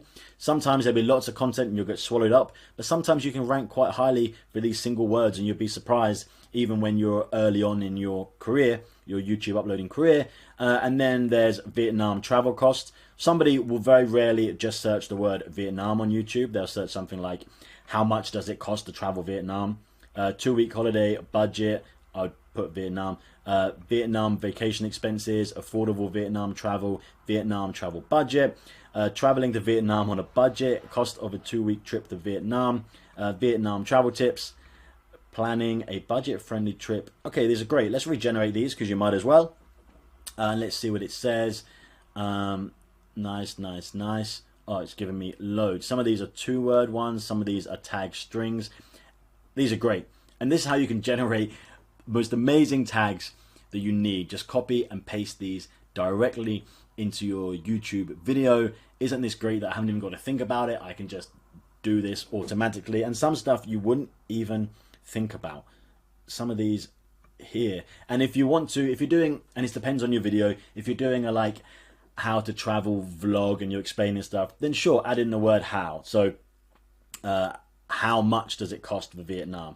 And you're getting all these ideas right here. This is incredible. So it depends on what your niche is. Let's run it for another niche just quickly. Generate me tags. Let's do this for, we had early on in the course, if I keep scrolling up, okay, foodie's paradise, foodie heaven. Yeah, let's do the one we had for sensational street food for women. That's very specific. Let's see what it comes up. Let's test ChatGPT to the max. Okay, let's run that and see what it says. Street food, New York City, flavorful bites, women, foodie, sensational, explore, taste, culinary. So you know which ones to take away from there. Sensational street food, exploring NYC's flavorful bites, women, food, adventures, food experiences. So do this for your own video. Obviously, when you're uploading this, you already have your title, you have your description. You can either take a chunk from your description. You can actually you can run that. You could run write me tags based on this description, not the more formal one. I would do it for the more conversational one. It might bring out some random tags based on strings that it finds in there, but the title should be sufficient enough to bring you out the most amazing tags that you need for your videos. So that's it. That's pretty much all the uploading section that you're going to need to use ChatGPT for to optimize your channel. What's left is after your video is done uploading and processing, it's going to automatically generate captions. These are important because when you have your phone and you're looking at videos, when you first go on the YouTube home screen, you'll leave it without turning your volume on, and it will auto-generate the captions and put them up for you if they're available on the videos. You can start watching it whilst in silent mode and then decide whether or not to watch it. More and more people are opening up YouTube in silence and scrolling to decide it. They're like, I like that thumbnail, I like that title, and they just read the first few lines that are coming up. Now, you need to make sure that your captions are correct, because if there's a mistake in there, it didn't find the correct word and stuff, you need to get those perfect, and you can use ChatGPT to do that. Explain loads more in the next lecture. Let's go over there and talk about generating captions or correcting incorrect captions so that people can watch it and YouTube knows what you're about. I'll see you over there. So fixing automated captions with ChatGPT for YouTube. So this is really important and becoming ever so more important as the years go on. It didn't used to be that much of an issue, didn't even used to think about captions, and now it's really important. So just quickly, what are captions? If I go over to a video like this one on a channel I'm working with, I go on the left and click subtitles, you can see it's here in multiple languages. What you might see is after your video has done processing, it will automatically generate this. It detected I was speaking English and it did it. I will click duplicate and edit. It will have English, and then I can make sure they're correct in there, and I can then translate it to Thai, German, Dutch, French, Danish, Norwegian, Spanish, as many as I want, which obviously means people from all over the world can watch your videos with subtitles on, no matter what language that they speak. Also, when you are scrolling through YouTube, as I mentioned at the end of the last lecture, when you're scrolling through and deciding on a video to watch, a lot of people hover over a video and captions will appear at the bottom. If they're not correct, people will be put off by the video and won't watch. It's another tool to get someone to click, to help the click-through rate, and it gives YouTube information about what the video is about, as long as they're correct, to know whom to share it with and give an impression to. So what you do is you click edit and you're going to see them all here. If I go edit as text, I can click here and I can copy and paste all of these over right here and go back into ChatGPT, and I'm going to do something like proof read and let's do it 2 ways. Proof read and correct spelling for this, quite simply, and then let's paste it in.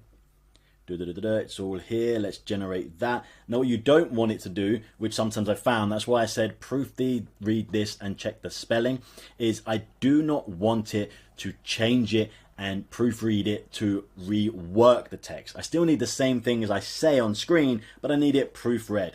So if I go and look at exactly what I said on here, let's see, for example, I said, this is Thailand, home to this year the most voted beautiful beach in the world.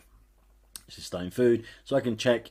This is Thailand, home this year voted the most beautiful beach in the world. So what it's done is it's added in capital T, commas, comma here, and to make sure that it's readable and correct English, and all words are also, if it's detected, what it might not do, but it might do, if there's a word, for example, if I said stunning and it sounded like I said, I don't know, stunned instead, and YouTube generated that, because it's an AI-based platform for language, it is able to work out that that should be stunning and not stunned, and change that. You then copy and paste this. If I take this for example, copy and paste it, go back over onto YouTube, and I could just copy and paste it into here, and it will automatically generate this based on what I'm saying and the timestamps. And that's it. That is the easiest way to correct captions that are auto-generated in YouTube. Then you go back through, and in the same part on YouTube, I'll show you once again. Here, if I go duplicate and edit, once I've done that, I can go add language. I could choose, I don't know, let's just choose something random. Let's choose Bulgarian. And I can go add right here. It will automatically generate from my new corrected, if I click here, auto translate, new corrected subtitles right here, and I can say publish, and now I've just translated it into Bulgarian, and YouTube may be more inclined to share it to that region, or if somebody from that region watches, they won't be put off. If enough people do that, then further impressions may go to that region. Now you might want to use subtitles just in English if you want to just target English audience, but also duplicating these into stuff like Hindi, Portuguese, other languages that are huge on the YouTube platform. This doesn't mean YouTube is then going to share it to loads of Indians, because we know that a video that has 1,000 views from India compared to 1,000 views from America is going to be worth a fraction of the advertising space, so your revenue created, than it is from America. It doesn't necessarily mean that, and I haven't seen any indication on any of my statistics that when I add subtitles to different languages, it gets shared to different geos, different geographies, and then that affects my ad revenue and how much money I make. Seen none of that. It just helps with the reach. I can see on most of my videos that maybe only a few percent is watching with subtitles in English and 1%, 2% of other languages. But that can soon add up, and you might as well do it, seeing as it's already auto-generating subtitles, and it's very easy with ChatGPT to do this. By just grabbing this, asking it to do a proofread and copy and pasting over, you might as well get it perfect. You don't want any reason for someone to not watch in or not think your videos are perfect, including if you're working with sponsors in the future, or you want sponsors, they want your product to be perfect. They don't want to ever put their name to anything that's not great in every single way and flawless. So having great captions is a way to do that. It takes no effort with ChatGPT now. Rather than proofread a whole 10-minute video would take you hours to get that perfect, to make sure capital T's, commas, everything. Do it automatically using ChatGPT. So that's it for captions. Let's go over and talk about finding trends. This goes kind of back before us when we talk about topic, but I want to just talk about finding trends using ChatGPT general. I'll explain it all in the next lecture. Let's go over there. I'll see you in a moment. Finding trends with ChatGPT for YouTube. So I'm going to break this down into 3 sections in here. Finding trends, that is what to create about, whether that's to create about anything, a general search, to create for potential highest revenue earning topics to talk about, or niche specific, which is the main one that you'll probably be doing. So first, let's generate a response to ask for what the main trends are for YouTube. If I ask it for what are the top 10 trends for YouTube, just as simple as that, and I will niche down if it needs more information. Let's search that. Now, most of you watching this already have a YouTube channel, or you're going to be limited by what it is that you can create about. If you're in a certain country and you want to talk about a place, then you're going to talk about that. If you're an authority on something, like I'm an authority on, I don't know, I'm looking around here on tech, and I'm going to talk about tech, right? Or if I'm an authority, I'm a real estate agent, I'm going to talk about real estate. You don't need to do something like this to work out about trends, but they are interesting because sometimes there are trend hybrids with something that you're doing and another needs to tie that on. For example, if I just ran this, so just quickly also, you'll often get this, and it says about, it's running real-time data access, and it goes up to September 2021. So if there's a trend, specific trend that's past then it may not pick it up.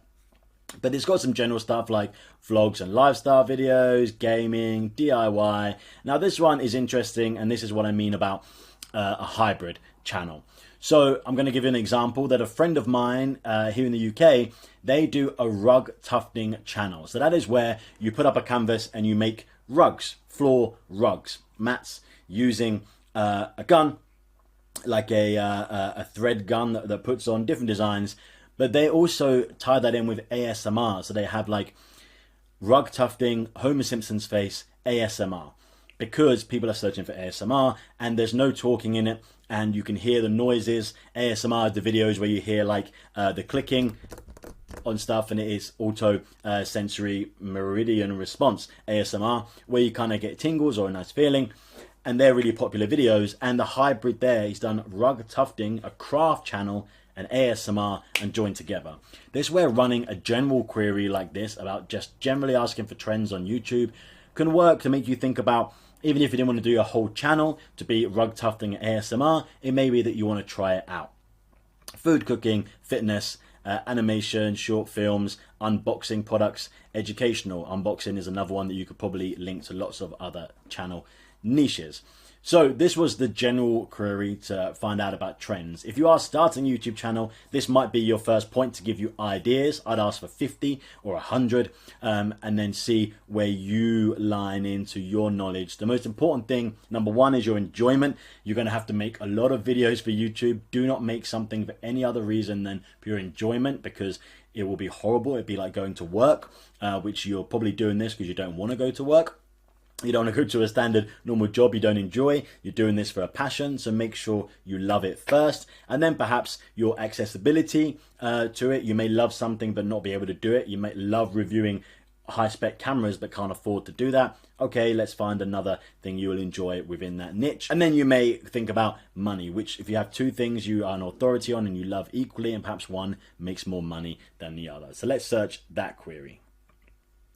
What are the top 10 YouTube niches that generate the highest CPM? Okay, let's run that query. So what we're basically asking it is, what are the highest earning? And again, I'm going to get a thing here that's going to, like a disclaimer. Now, remember that there's more than one thing that dictates how much a channel can make. And I'll speak about this recently. If you had a finance channel and all your viewers are from the Philippines or India, your earning potential is going to be much lower. If all your viewers in a finance channel from America, it's going to be much higher. But also perhaps you're getting swallowed up because there's more people doing finance content. If you are making something that has a specific geography, someone from a certain place and interest will dictate way more than the topic you're talking about. So quite often, yeah, finance and investing is the top one because advertisers like to advertise on those. People looking to make money or about investing are already actively looking to spend money to make money. Advertisers will pay a top rate to get adverts in front of those people. Technology, for the same reason, those who are willing to spend are looking for a review so they can buy a product. They're already actively engaged in looking potentially for a product. Business entrepreneurship, for the same reason as finance. Then there's fitness.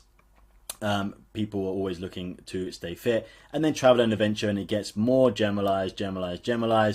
Celebrity news and gaming will be way down the bottom if anyone's thinking of gaming. People are wanting to watch a game, they don't want to be interrupted by adverts, they don't react very well to adverts. So this is how you can start working out, well, maybe if my niche is not necessarily, I've got multiple that I'm interested in, which ones earn the most. Or if you are doing this purely as a business and you're outsourcing, people are editing and treating it just like a cash cow, then perhaps these are some of your top niches that you want to think about using for YouTube. So then the last point for working out trends, I can say, what are the top trends for YouTube videos in the crafts niche? So if you have a specific niche you're already in or want to be in, tech, food reviews, whatever it is, my example here is the craft niche. Let's ask YouTube what the top trends are. It might give us some ideas. And again, it's probably going to spit me a disclaimer. Yep, 2021. That's okay. And they're forever changing, but it is ideas. It's DIY home decor, paper crafts, polymer clay creations, resin art, embroidery, bullet journaling, crochet, upcycling. Yeah, I love upcycling videos. Calligraphy, scrapbooking. You can start to think, again, like I said, the hierarchy. What you love, you got to do a lot of it, what you have access to, and then what's trending. And that's kind of the hierarchy that I would always go on for working this out. So once you have one of these, for example, embroidery and cross stitch, you can do things like, what are the most popular video types on YouTube for the niche embroidery and cross stitch? Okay, let's run that query, and then let's see if it gives us any. We're niching down, and once again, I've spoke about this. Niche down as much as you can. Cross stitch is not a niche. It is a topic, but you need to be like, okay, am I going to do tutorial videos in cross stitch? Am I going to do pattern sharing, stitch along projects, tips and tricks, product reviews, stitching challenges, haul unboxing, inspiration?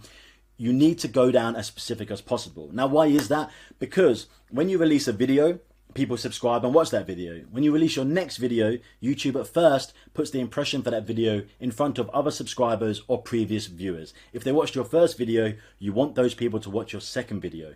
They get the video first, they click, your click-through rate's high, YouTube shares it to more people. Now, if I did a tutorial video, and then the next one I did an unboxing, that's not quite the same. At least your first huge batch of videos all be around the same thing, all be unboxing, or all be tutorial videos, all be stitch-along projects. So people know they're getting what they came for last time when they see your video. It only takes one time for someone to click your next video and it not be what they wanted from before, for them to never trust and click again. Now, this is for your first huge batch. When you have a following already established and people are following along for you, then you can start branching out into other things too, other stuff with inside your niche.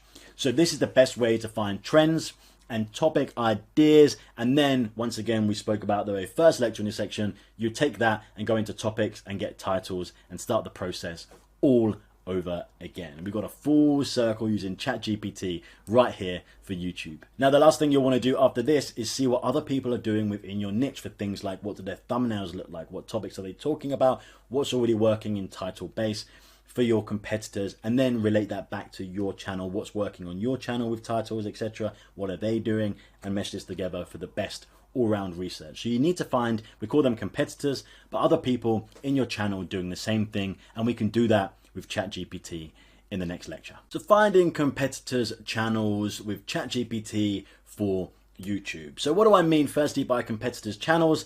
There are other people making similar videos in your niche. I hate the word competitor because actually you need other channels in your niche for you to get suggested on their videos, for you to be able to get found mostly. So a competitor is actually an ally because you want to piggyback on the back of their videos. So you do want to know what your competitors are making about and what they're creating and how they're creating it, so that you can then be suggested also. So there's two schools of thought here. One, if I search for competitors' channels around a certain niche, I'm going to be suggested those, and quite often they're going to be really big channels, not always with results on ChatGPT. If I just went into YouTube and I searched, I'm going to then get ranked by the highest videos with millions of views, with channels that have hundreds of thousands or millions of subscribers, which are great to see what people are looking for and love in the established section of your niche. But also, if you're a smaller channel, you do want to know what smaller, newer channels are doing. Now, why is this? Because those channels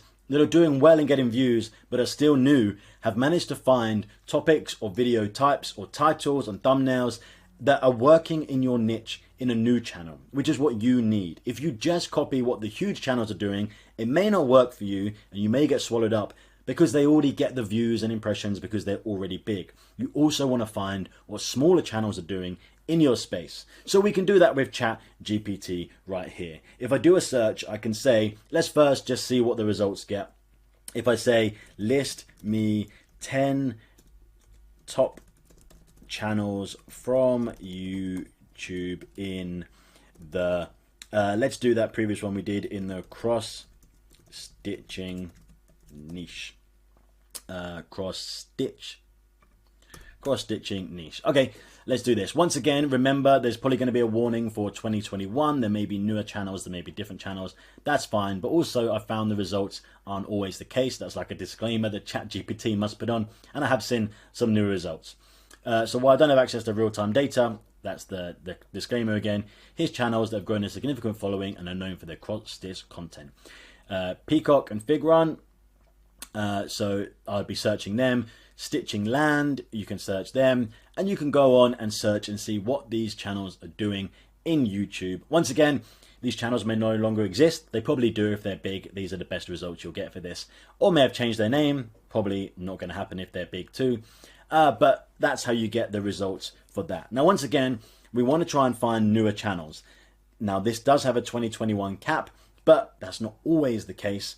And there are other ways you can do this. You could go onto YouTube and you can search for cross-stitching, for example, in the top bar, and you can click the filters and you can say that are new, that have less than X number of views, so that they're probably going to be newer channels, and you can filter it like that. Or you can find channels, if they've got cross-stitch in the name, that are X number of months or years old, and that's another way of doing it. But using ChatGPT, let me stop this generating, and I'll be like, list me 10 channels from YouTube in the cross-stitching niche that have less than 2,000 subscribers and less than 2 years old.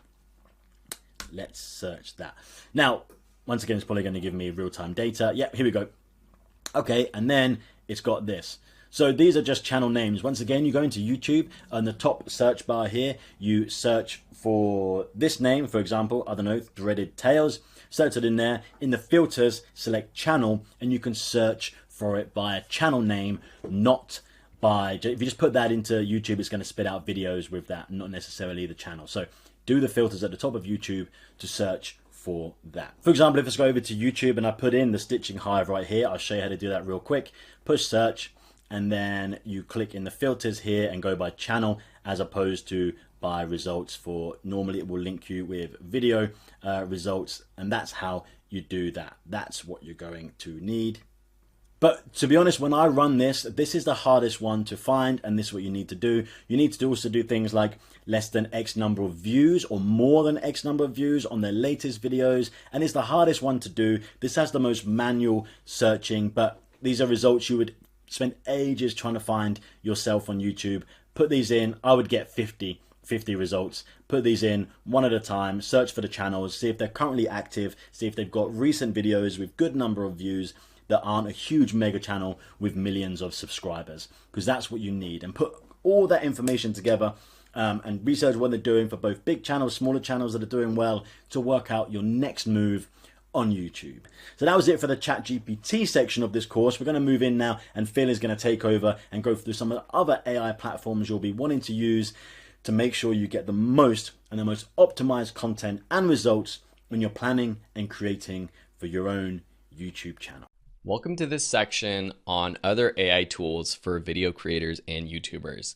In this section, I'm going to cover a number of other AI tools that we believe will help you make videos and be a YouTuber, such as MidJourney, DALL-E, and Adobe Firefly. These are all text to image generation tools. They all do similar things, but I want to cover them all because some are paid, some are free, and some are better than the others for different things. Video.ai is a great tool. This one can help you condense long form videos into short ones, create videos from scratch based off of text scripts, similar to Pictory.ai, which is another tool that can do that. And then many more. We're going to cover different tools that can create great sounding audio voiceovers from a script that you have. Some are free, some are paid again, so I cover a few different ones. And this is a section I'll be updating over time as more tools come out and I have more recommendations. So make sure you have your notifications turned on in the course so that if we do add a new lesson, when I email you about that update, you know that it is there in the class. All right, let's go to the next lesson and I'll see you there. Here are 3 AI voiceover generators that you should check out. This isn't a tutorial on each of them. The process is very, very similar for all of these. Basically, you just submit text and it will come back with the audio. Some of them have advanced features such as changing the pitch, the tone, the pauses in between sentences, after sentences, after commas, and things like that. Of course, all of them have a ton of different voices to choose as well. Some sound a little bit more realistic than others, but these are tools that I find to be more realistic than what we saw with the Pictory AI voices. Narrowkey is one of them, Speechify, and Lovo.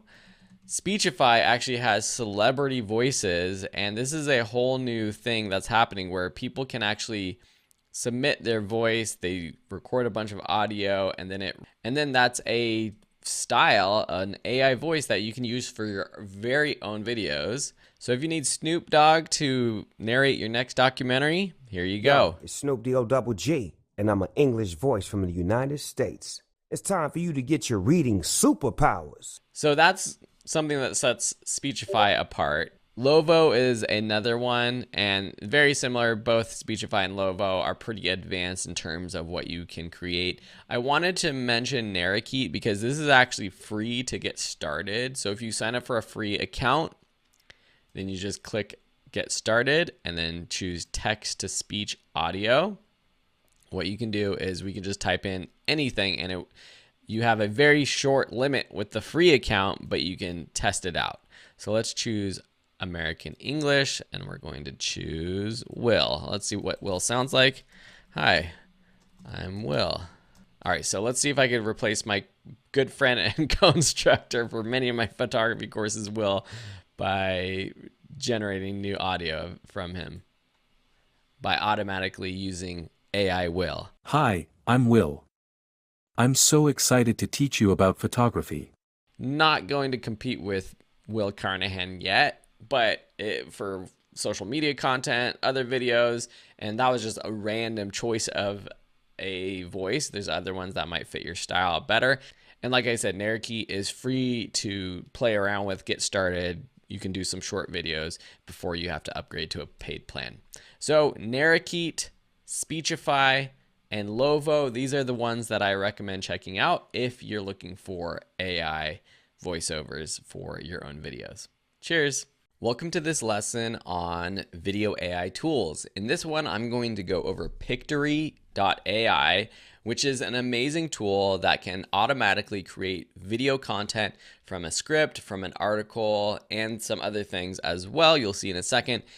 And the other thing that's cool is it's free to play around with. So you can sign up for an account and play around with the tool. You can see how it works before actually paying for it, which is really cool. And I'll show you it in just a second. But so go to Pictory.ai and sign up for a free membership. Then you'll get to a page that looks like this, where you can create a video from a script, from an article. If you have articles out online, you just paste the link to that article and it will come up with something for you. And then there's others like editing videos using text or adding visuals to video. If you've already created a video, you can kind of add B-roll here. But what we're going to be doing is script to video. So I'm going to click proceed. Here we have a script editor. You can type out a script yourself, or you can use an AI tool like ChatGPT to write one for you, which is what I'm going to do here. So on ChatGPT, I'm going to just write a 1-minute video script with 3 fun facts about kittens. So just gonna try to make it fun, social media, something like that. What you'll need to do is have ChatGPT edit this for you. You can do it yourself, but what we don't want these scene names, scene numbers. We don't want the narrator text itself. All we want is the text for the video script itself, because in the video, with Pictory, it's going to add that text to the screen, which is good for social media. A lot of people don't watch our videos with audio on, and we'll add an AI voiceover too. But what I'm going to do now, so we have this scene or this video. What I'm going to do is ask it to rewrite this script, remove the scenes and narrator text, just include the transcript, no quotations. So just trying to get it to rewrite it with just the text itself. Introducing the adorable world of kittens, blah, blah, blah. So yes, it should be the same as what it has here, introducing the adorable world of kittens. Great. So sometimes if you don't get what you want, you just reprompt it. And this is using ChatGPT 3.5 too. One thing you'll want to do is just read this out, because what I want is a 1-minute video, but I found that sometimes the scripts that ChatGPT writes it's longer than 1 minute. What I'll do is just ask it to rewrite and condense.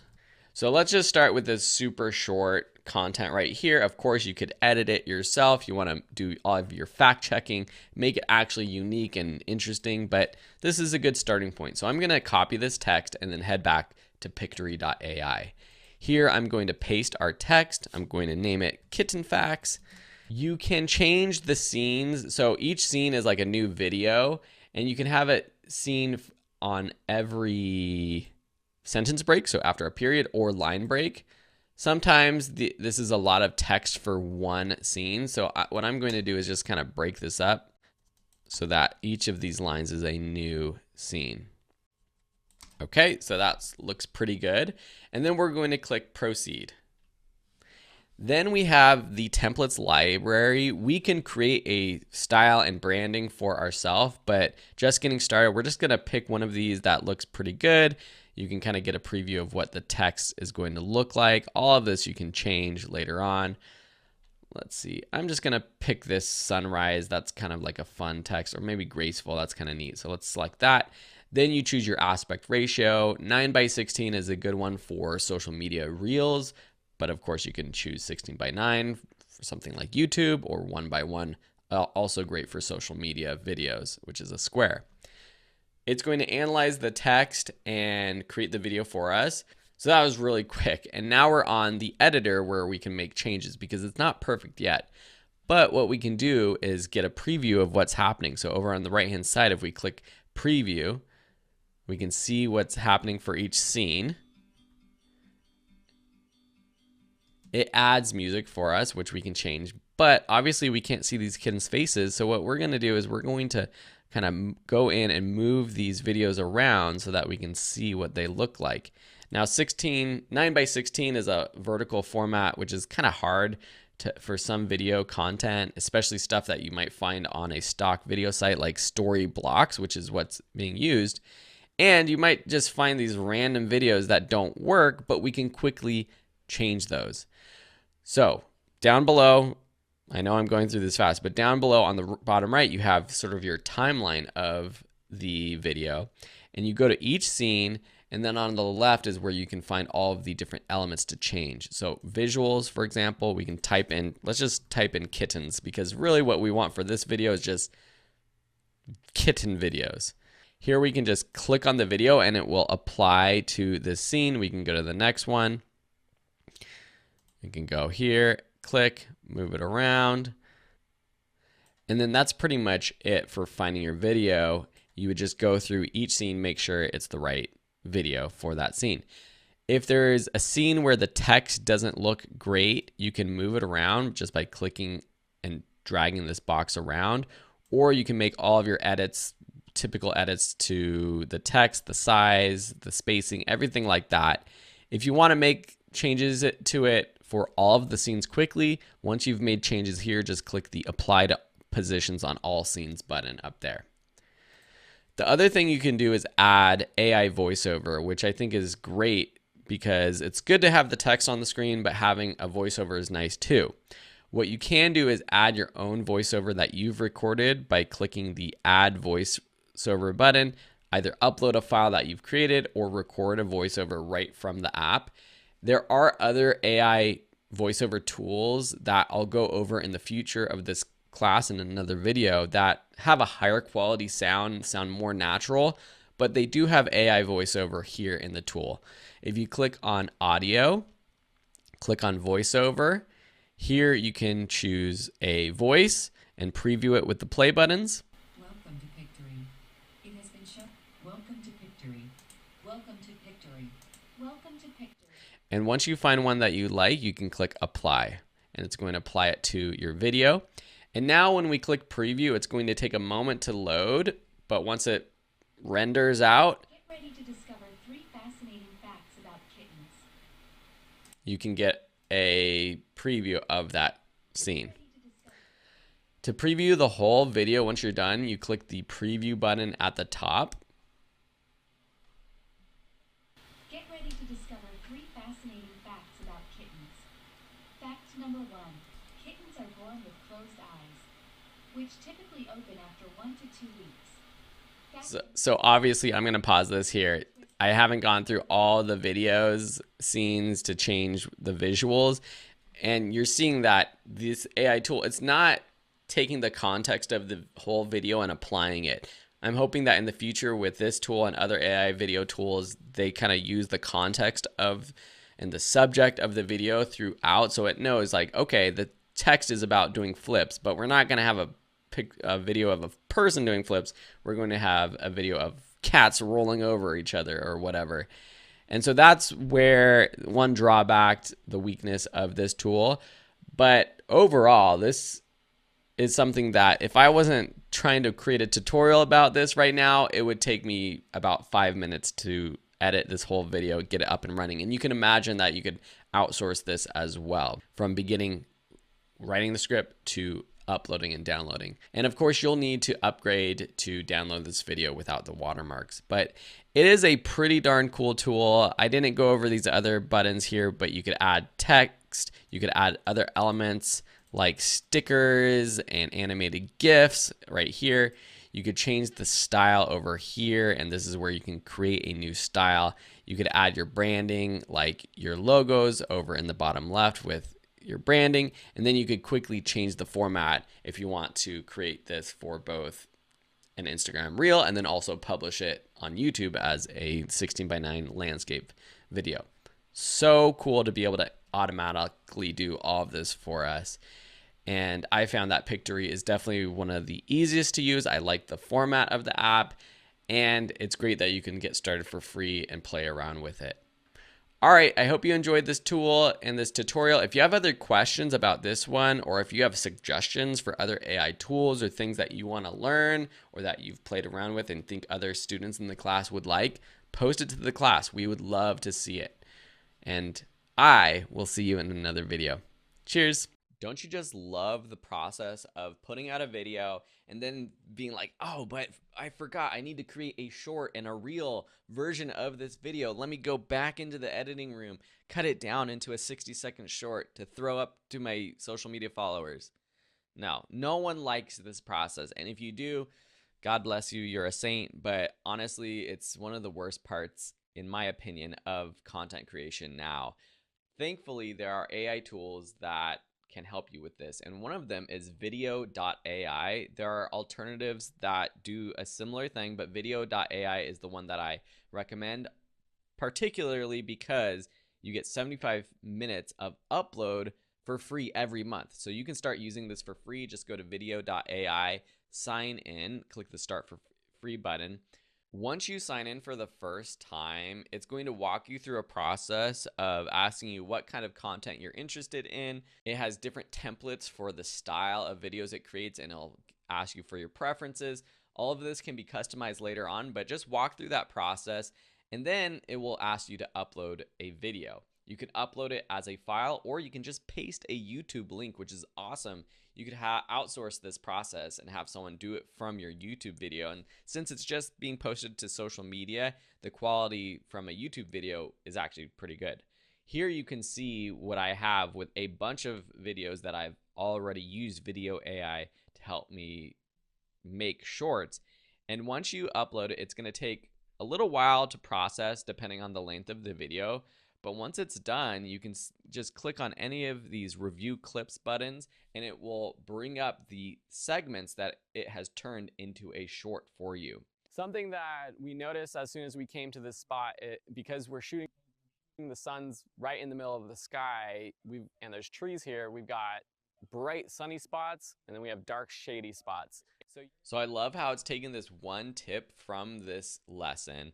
It's cut the video so that both Will and myself are on camera. There must be some sort of face detection feature in the way that it edits the clips, because it has both of us on the screen. Then it cut to sort of a multi-view of the B-roll shot. It automatically adds captions, which is great. And it's pretty much good to go, ready to go. You can see a square version, you can see a landscape version. You can change the template. So say you don't like this look, we can click on any of these different styles and it will automatically change the look, which is just insane. And then you could also edit all of the text, the style as well if we want to go into this. But I want to show you another one because there is one thing to note. The next shot we're going to do is we're going to punch in a little bit with the lens. So this is cool. I picked a specific part of this lesson that it saw was a good short, But on the screen, I have title cards. So that's the one thing about this tool. Maybe you don't care about it, but visually, the title card that I had, the graphic I had on the video burned in, it's getting cut off, and I don't like that at all. So I can go in and edit this here to maybe zoom in and cut that off. Or what you might consider is, if you're really going to be using this tool, export a version and just turn off all your title cards and graphics and just let video.ai add subtitles, and you could add graphics here on video AI if you want. Here's another example. So this is a little tutorial I put together, and I love what this did. So the takeaway is, if you're going for this bokeh effect of having these, so not all of the clips are going to work. I'm not going to promise you that you're going to throw in your video and you're going to be like, oh wow, now I have 10 videos to put as shorts. I would say that maybe 1 to 2 are perfect, and then some of them have to be edited. You can see that the spelling for bokeh is actually wrong here, and that can all be changed in editing. But it does a pretty good job at finding this specific segment here. Bokeh, or bokeh, it is the English word that comes from Japanese that means blur. So if you do want to go in and edit your videos, you just click the edit and download video button, and from here you can edit everything. So here we're just going to say, what is bokeh? And that is the title card that we would use. On the left, you have all of your different tabs for the different elements. So we have the templates here as well. So maybe we want a completely different look. We can just click and it automatically changes that. There are some pro features that I don't want to get into, like my templates and cut magic, but here we can go into our subtitles. We can go into our captions and edit this. So I can quickly edit these captions so that they're right. You can delete them. If you want to just get rid of captions for a certain part of your video, you can add other elements on top of this. So if you have images, videos that you want to throw up and edit in here, you can. There's progress bars that will show the length of the video so people can track that. You can add your brand kit logos. You can add any other text here as well. So if we want to add new text for a title card or your own personal Instagram handle, call to action, you can do that. You can change the background, and even with a pro account, you could generate captions for this, which is awesome. So you can just plug and play, throw this into any of these platforms, and it will basically create the whole thing for you. The other thing I love about this tool is you can preview what it looks like on social, which is super helpful to know what part of the screen is going to be seen or not, with the different user information, likes, thumbnails, all thumbs down, all of that you might have on here. So you can really keep everything visible. Once you're done, you just click download video. With a free account, you have 720p. Click confirm. It's going to download for you. Pro accounts, you get 1080p. So that's just a quick crash course into video.ai, one of the coolest AI tools for video creators. I hope you enjoy, and I hope that it helps you put out more content in less time. Cheers. Want to learn how to clone your own voice? There's no need to actually record video voiceovers again. That's what you can do with ElevenLabs.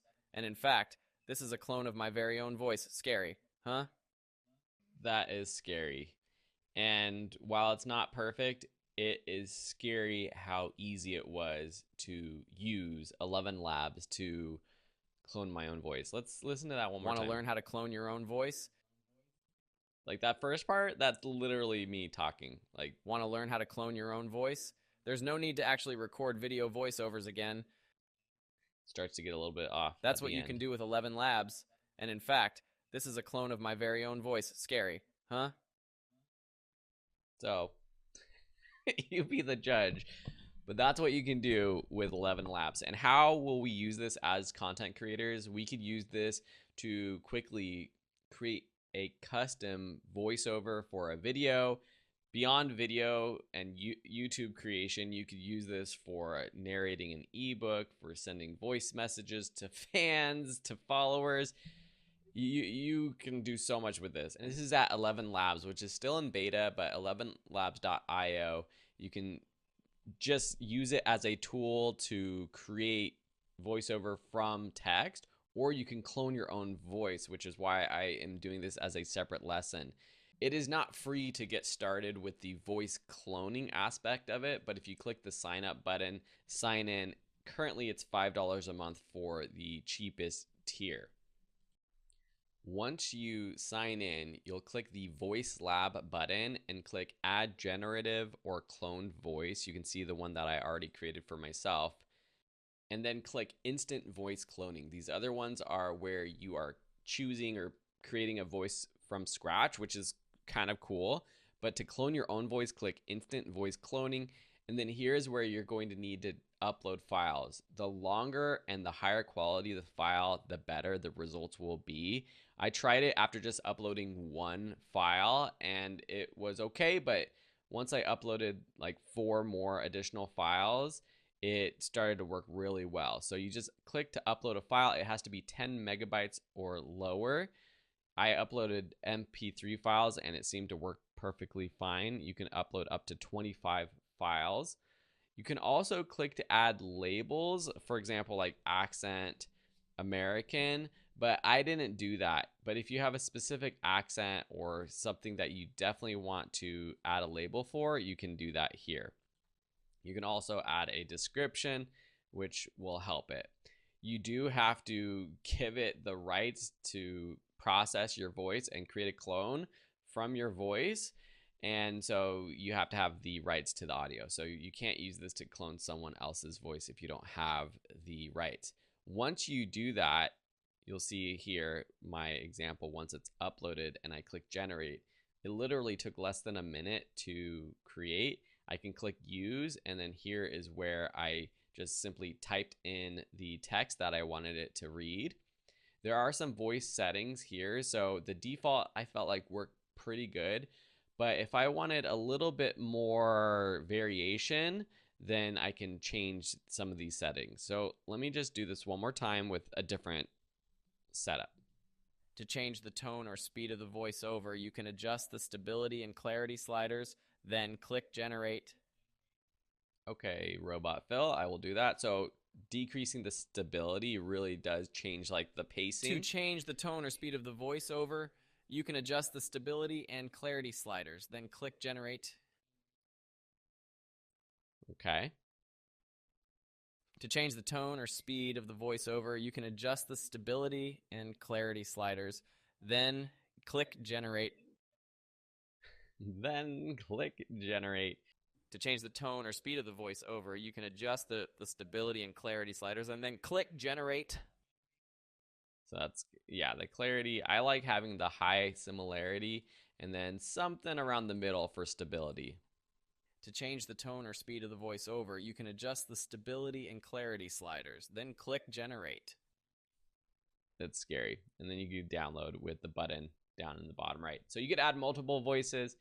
This is an incredible tool that I'm sure will be used either from ElevenLabs or other companies out there are doing the same thing, but it will soon, I'm guessing, be an option right within apps like Premiere Pro or these other AI tools like video.io, where it will actually use your own voice for the voiceover of the video rather than some random voiceover.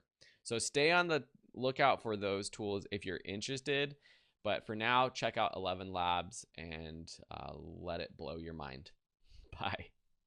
In this lesson, I'm going to show you a really cool Google Chrome extension that will summarize any YouTube video out there. So this is more if you are doing research or if you are someone just interested in watching YouTube videos, not necessarily for making videos. Although if you are watching other YouTube videos as part of your research to make your own videos, this can be super helpful. Basically what it does is it reads the transcript of any YouTube video and summarizes it in a few bullet points. And yes, you could go into YouTube videos, copy the transcript, paste it into ChatGPT with a prompt and do the same thing, but this does it with the click of a button. So the name is YouTube Summary with ChatGPT, and it's at glasp.co. I'll leave a link in this lesson for you to get that. Or you can just go onto Google and search for ChatGPT YouTube Summarizer, and it's this first one. If you go to this one, and it'll be an extension, which you can click the button to just add to Chrome right here. I already have it installed. And then basically how it works is you go to any YouTube video. So here's one that popped up. This is interesting. The World's Most Electric City by Freethink. Interesting, but I might not have time to watch this entire video.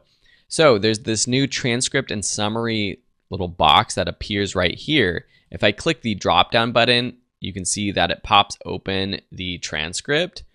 I can copy that if I want, or I can click this View AI Summary, which will open up a ChatGPT tab.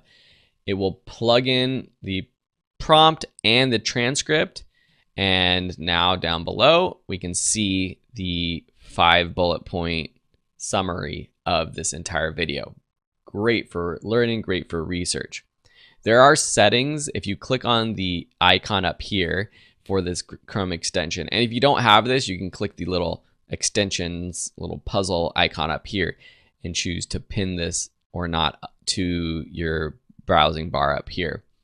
But the YouTube and article summary extension has different settings that you can check out here. The one thing that I wanted to show you is that there is a limit right now in how much text ChatGPT can actually use or read or analyze.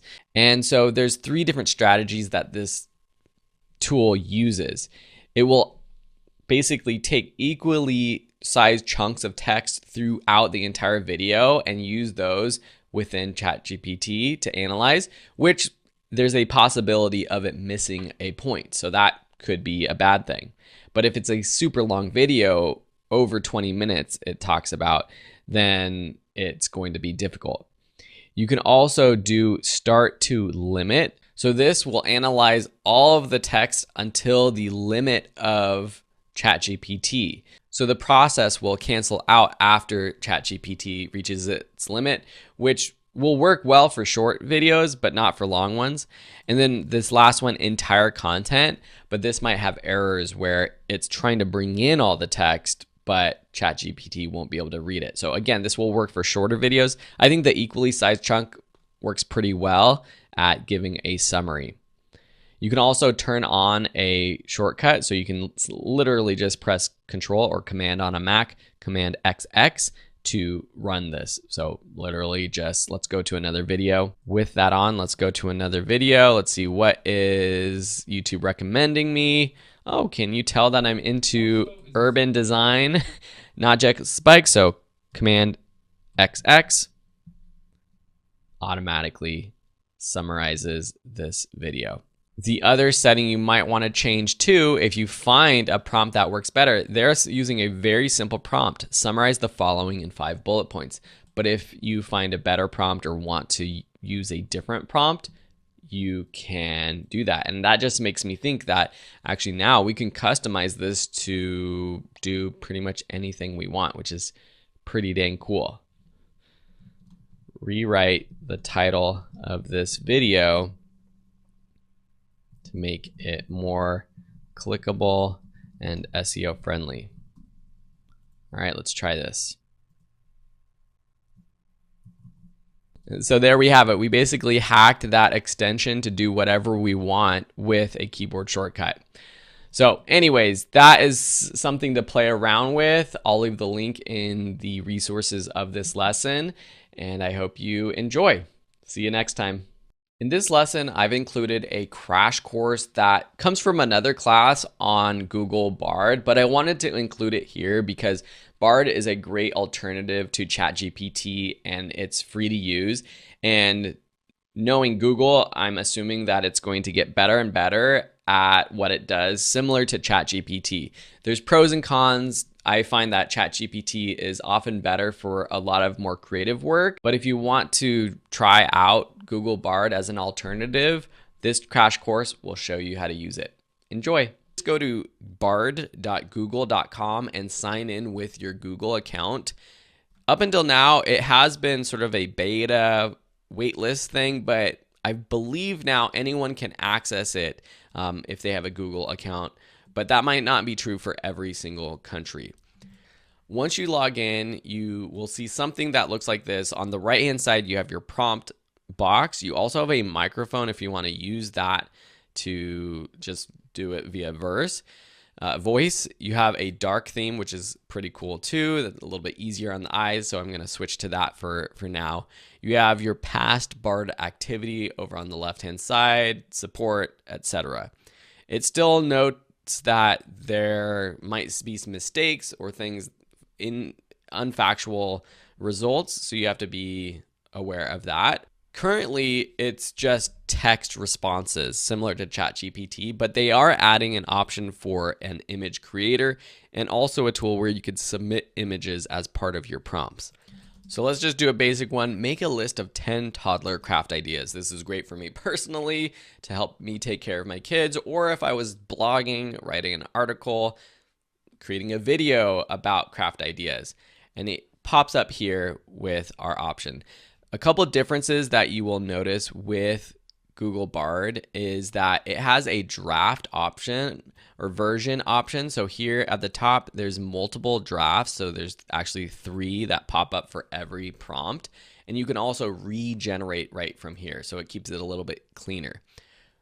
If you're using the 3.5 version of ChatGPT, you won't have all of the formatting that Google Bard results in.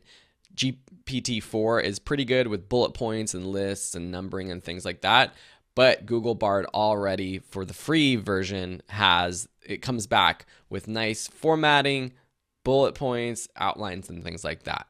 So this is pretty cool. It comes out with great ideas. Down below too, you can either say it's a good response, bad response. You can also export it, which is very cool. In ChatGPT, you just have to currently just copy and paste the text. But here we can export to an email or to Google Docs, which is super cool. The other thing you can do is click Google it, and it will open up a search for this idea.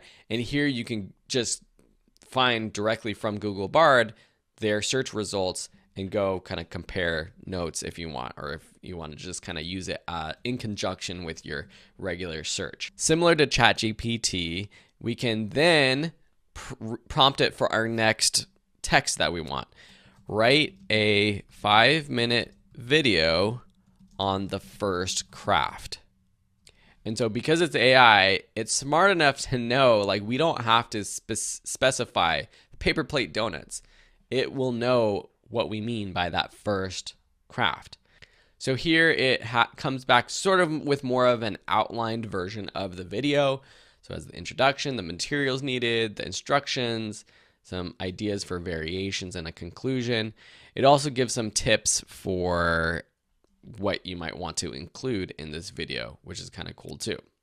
We could also prompt it from the beginning with this idea. So we could say, write a 5-minute script for a video teaching kids how to make paper plate donuts. Make it fun and exciting. The audience is parents of young kids, as well as kids ages 3 to 7. So when you're writing your prompts, you remember, you're not just asking for the content you want, but you're asking for the style that you want it to come back in. You're telling it the audience that it's writing for. And this is what we call prompt engineering, changing the prompt to get exactly what you want from it. So Google Bard doesn't do as good as what ChatGPT 4 comes back as. It's very similar to that earlier prompt, but what it does, it gives us some additional ideas for lines that you might want to say throughout your video.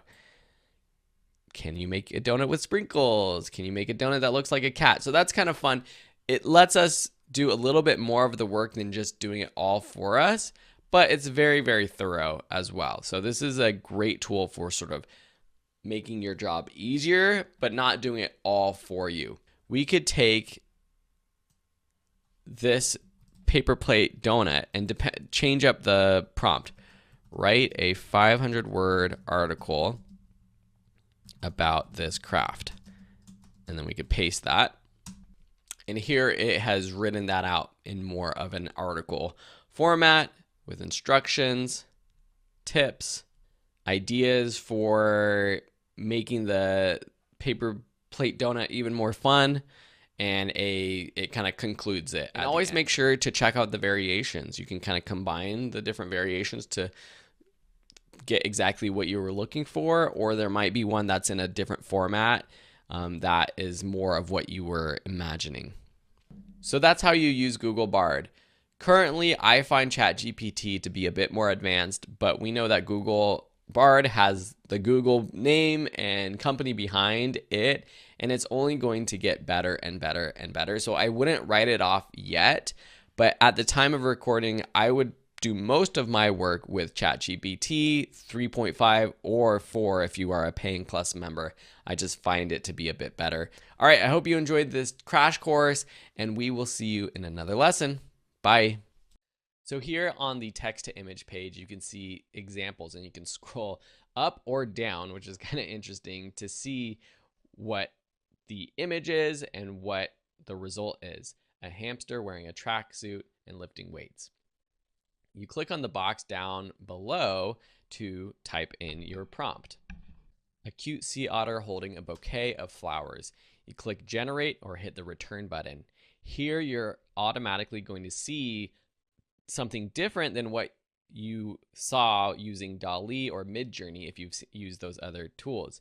You have a lot of different options that can adjust this photo on the right hand side.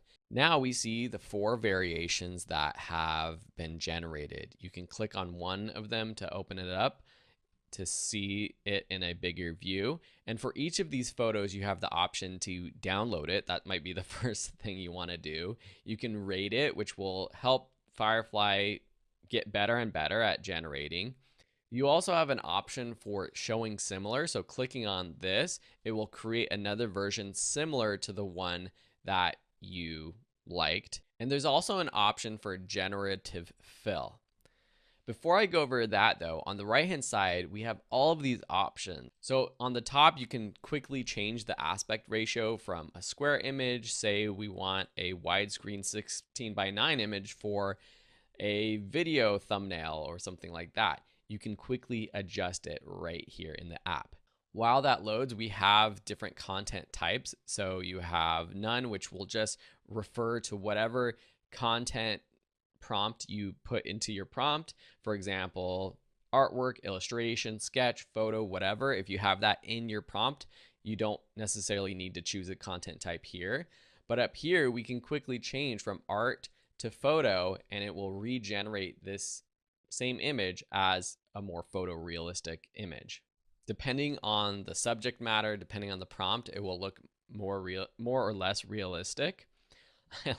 This one is so great right here. I'm going to heart that one. That's going to add that to my favorites, and I'm also going to give it a rating. Down below content type, you have styles. So let's click on the all, and you can see there's so many different styles that can change what this looks like. So for example, let's change to hyper realistic. It adds that tag here to our prompt down below. And then also let's go down and change some of these other settings. So color and tone, we can choose, do we want it to be black and white, warm tone, cool tone? I'm going to choose vibrant color. For lighting, let's do backlighting. That's going to be nice. And composition, let's go ahead and do a close-up. So now we have all of these tags that help us adjust our image, and we're going to click generate. Now we have all 4 images with the styles that we applied, the different settings. This one now, beautiful backlighting on this hyper realistic image of this otter. Now this image doesn't look completely like a real photo. I'm going to go ahead and download it. So I'm going to click continue to download it. But a different prompt might work better. Let's leave all of these styles, and I'm just going to type in a long exposure of a waterfall. And let's actually change our aspect ratio to vertical. And now we have an image that looks quite realistic. You can see in the detail of this long exposure that the background looks pretty good. I might change some of these things like vibrant color. I would maybe just put none. Lighting, let's just do none as well. Composition, let's do wide angle. Let's regenerate these options. And now this image, which is the one that we were looking at before, a little bit more realistic because those colors weren't so vibrant and just not natural. And that's text to image. Play around with it. Use these other examples to give you some inspiration. And as I expand this course, I will give you lots more tips and advice for creating incredible images like the ones you see here. See you in the next lesson. Welcome to this new lesson. In this one, we're going to be looking at MidJourney. So you're going to learn how to create your own images, photorealistic images, illustrations, and so much more with this powerful tool.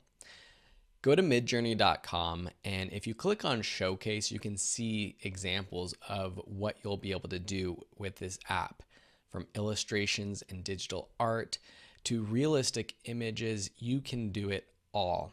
In the past, MidJourney has had a free trial, but currently you do have to pay to get started. To sign up, you want to click the sign in button and then join the beta. MidJourney is built on the Discord application, which is a website and a downloadable computer app. It's sort of like a community chat app similar to Slack, where you can have different channels or groups or areas where you can chat. And you'll see how it works in a second. But all you have to know is that you have to sign up for a Discord account, which you can do by following the process when you click on join the beta.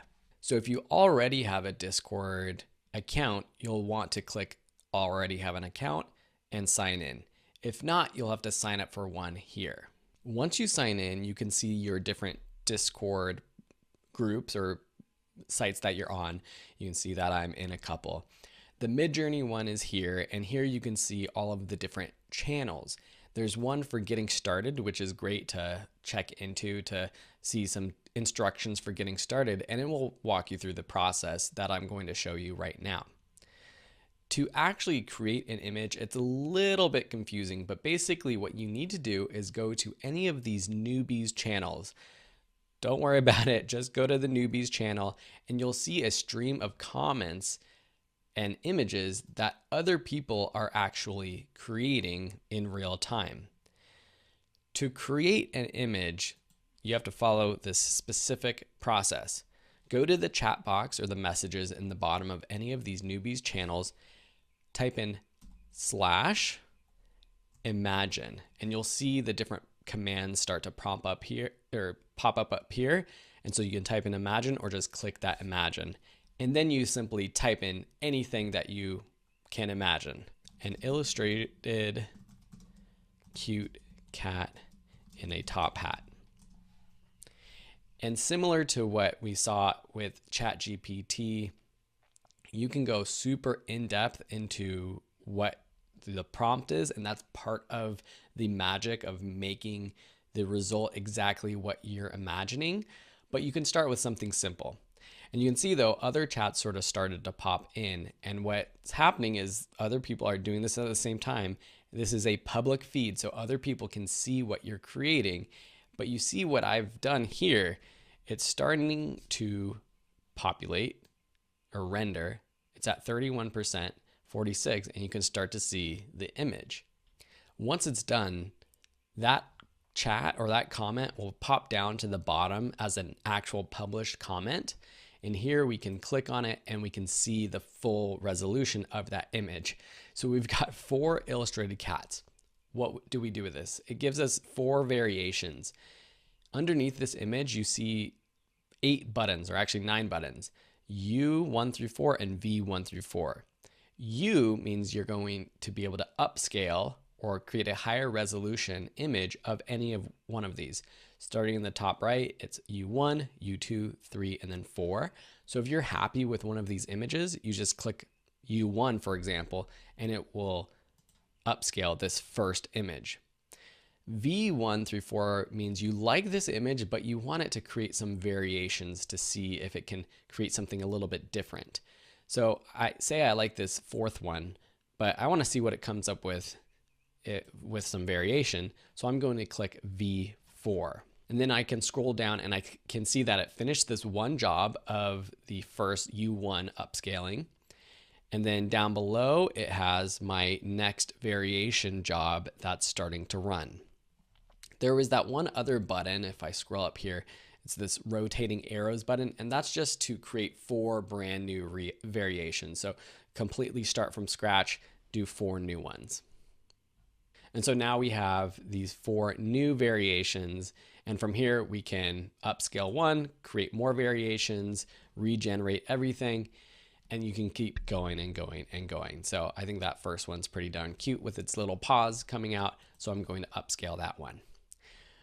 Once it's upscaled, you can either download it by just simply clicking on it, right-clicking and choosing to save to your computer, or you can click web right here. And from here, you could also see you have a make variations button too. If I click on the web button, what's going to happen is it's going to open up the MidJourney site where you can sign in with your account that you created already, your Discord account. And here we have our MidJourney library, and it's loading all of the images that I've created in the past and saved to my account. And here it opens up, and from here we can save it, we can favorite certain ones that we like, we can share it with people. It gives us the information, and it also gives us some related images that you might be interested in looking at. And then back on our profile, if you exit out of that image, you can see all of the ones that we have saved to the web. So this is a great, clean way, easy way to save photos for using later. There's also another way to create images, which I find a little bit more organized and easier to work with. If you click on the direct messages button up here, and then you click find or start a conversation, you can type in MidJourney and find the MidJourney bot. And here you can see that I have an organized thread with all of my own creations. So this is not competing with a bunch of other MidJourney users. It's all right here. So again, we type in /imagine, / that is. Now let's do a photorealistic image of a cat wearing a top hat sitting in the middle of a pile of fall leaves. The background is blurry. It is a photo shot at sunset with beautiful golden hour light. This is where you can get super detailed with exactly what you want your image to look like. So the main things while this starts to load to think about when you're putting in a prompt for MidJourney are, of course, the subject, also what's around your subject, what the setting is, and then the style or format. So is it a photo? Is it an illustration? Is it a sketch? Is it digital art? Is it in a particular style? You can reference other photographers or periods of arts. You can be impressionistic or abstract, modern pop art, anime or manga style. You could reference popular historical photographers, and you can reference camera models, camera lenses to use. And here we have this. This is pretty good. And there's obviously something about these images that look fake because it's sort of a magical idea. But in terms of the quality of the image, the cats themselves look pretty darn realistic. I'm going to do some variations for this variation 4. The light is beautiful. It captured exactly what I was going for. And if I didn't have the top hat in there, it would look almost like a real photo captured at a perfect time with perfect lighting, edited really well. And you can only imagine what in the next year, 2, or beyond, these tools are going to be able to do. And you'll also notice that depending on how many people are using the system, sometimes it takes longer or shorter for your images to actually pop up and be created. So these are all pretty darn good. I kind of actually like this original one right here.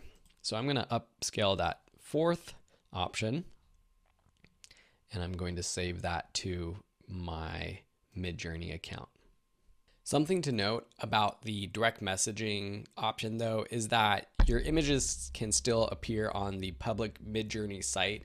They pull images that are great, that are then rated well, and they might showcase it. So depending on what you're creating, it's not a private option. You have to pay for, I think, the top tier account on MidJourney to do what's called stealth mode, which is private, having all of your images private. So just be aware of that. Awesome. So that is a quick crash course into MidJourney. In the next video, we're going to learn how to use our own images to create cool, fun variations of those images, and also how to use an image that MidJourney created to create a second image or a third image in a series. Welcome to this crash course on DALL-E. DALL-E is an image generation tool similar to MidJourney, and it's put out by OpenAI, and it's a very simple tool to use.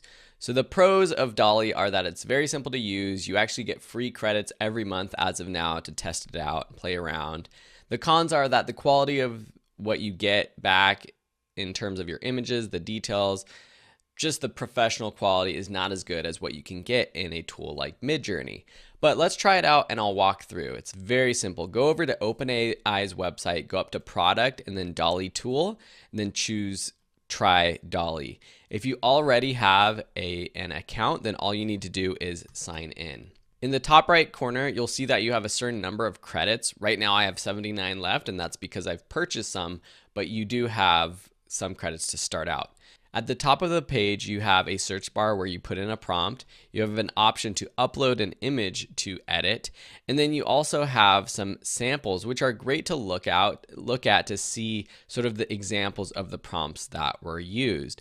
These images, they pick some of the top ones that have come back from the tool, and that's makes sense. But I found that it's just not as easy to get a great quality image, especially more of like the photorealistic images with DALL-E. However, let's go ahead and try. So I'm going to show you a basic prompt, then we'll talk through some more advanced prompts. So a basic prompt would be a fox in a forest. It's going to load through. On the right hand side, you can see the history of images that you've generated, and you can see that I've tested out a few different ones over there. And so here we have some basic fox images that look okay, especially when they're smaller. When you open them up like this, and you can open them up and then click through, you start to see that they don't look as high quality as what we saw on MidJourney in that section of class if you've watched that. So what we need to do is add some more detail to the prompt. And again, watch the MidJourney lessons because you can use the same prompt ideas here. So what I'll add now is a photo of a fox in a forest. Professional wildlife photography. I'm going to even put the focal length of the lens being used. So I'm going to put in 300mm lens, which is like a big telephoto lens where you can zoom in far into wildlife.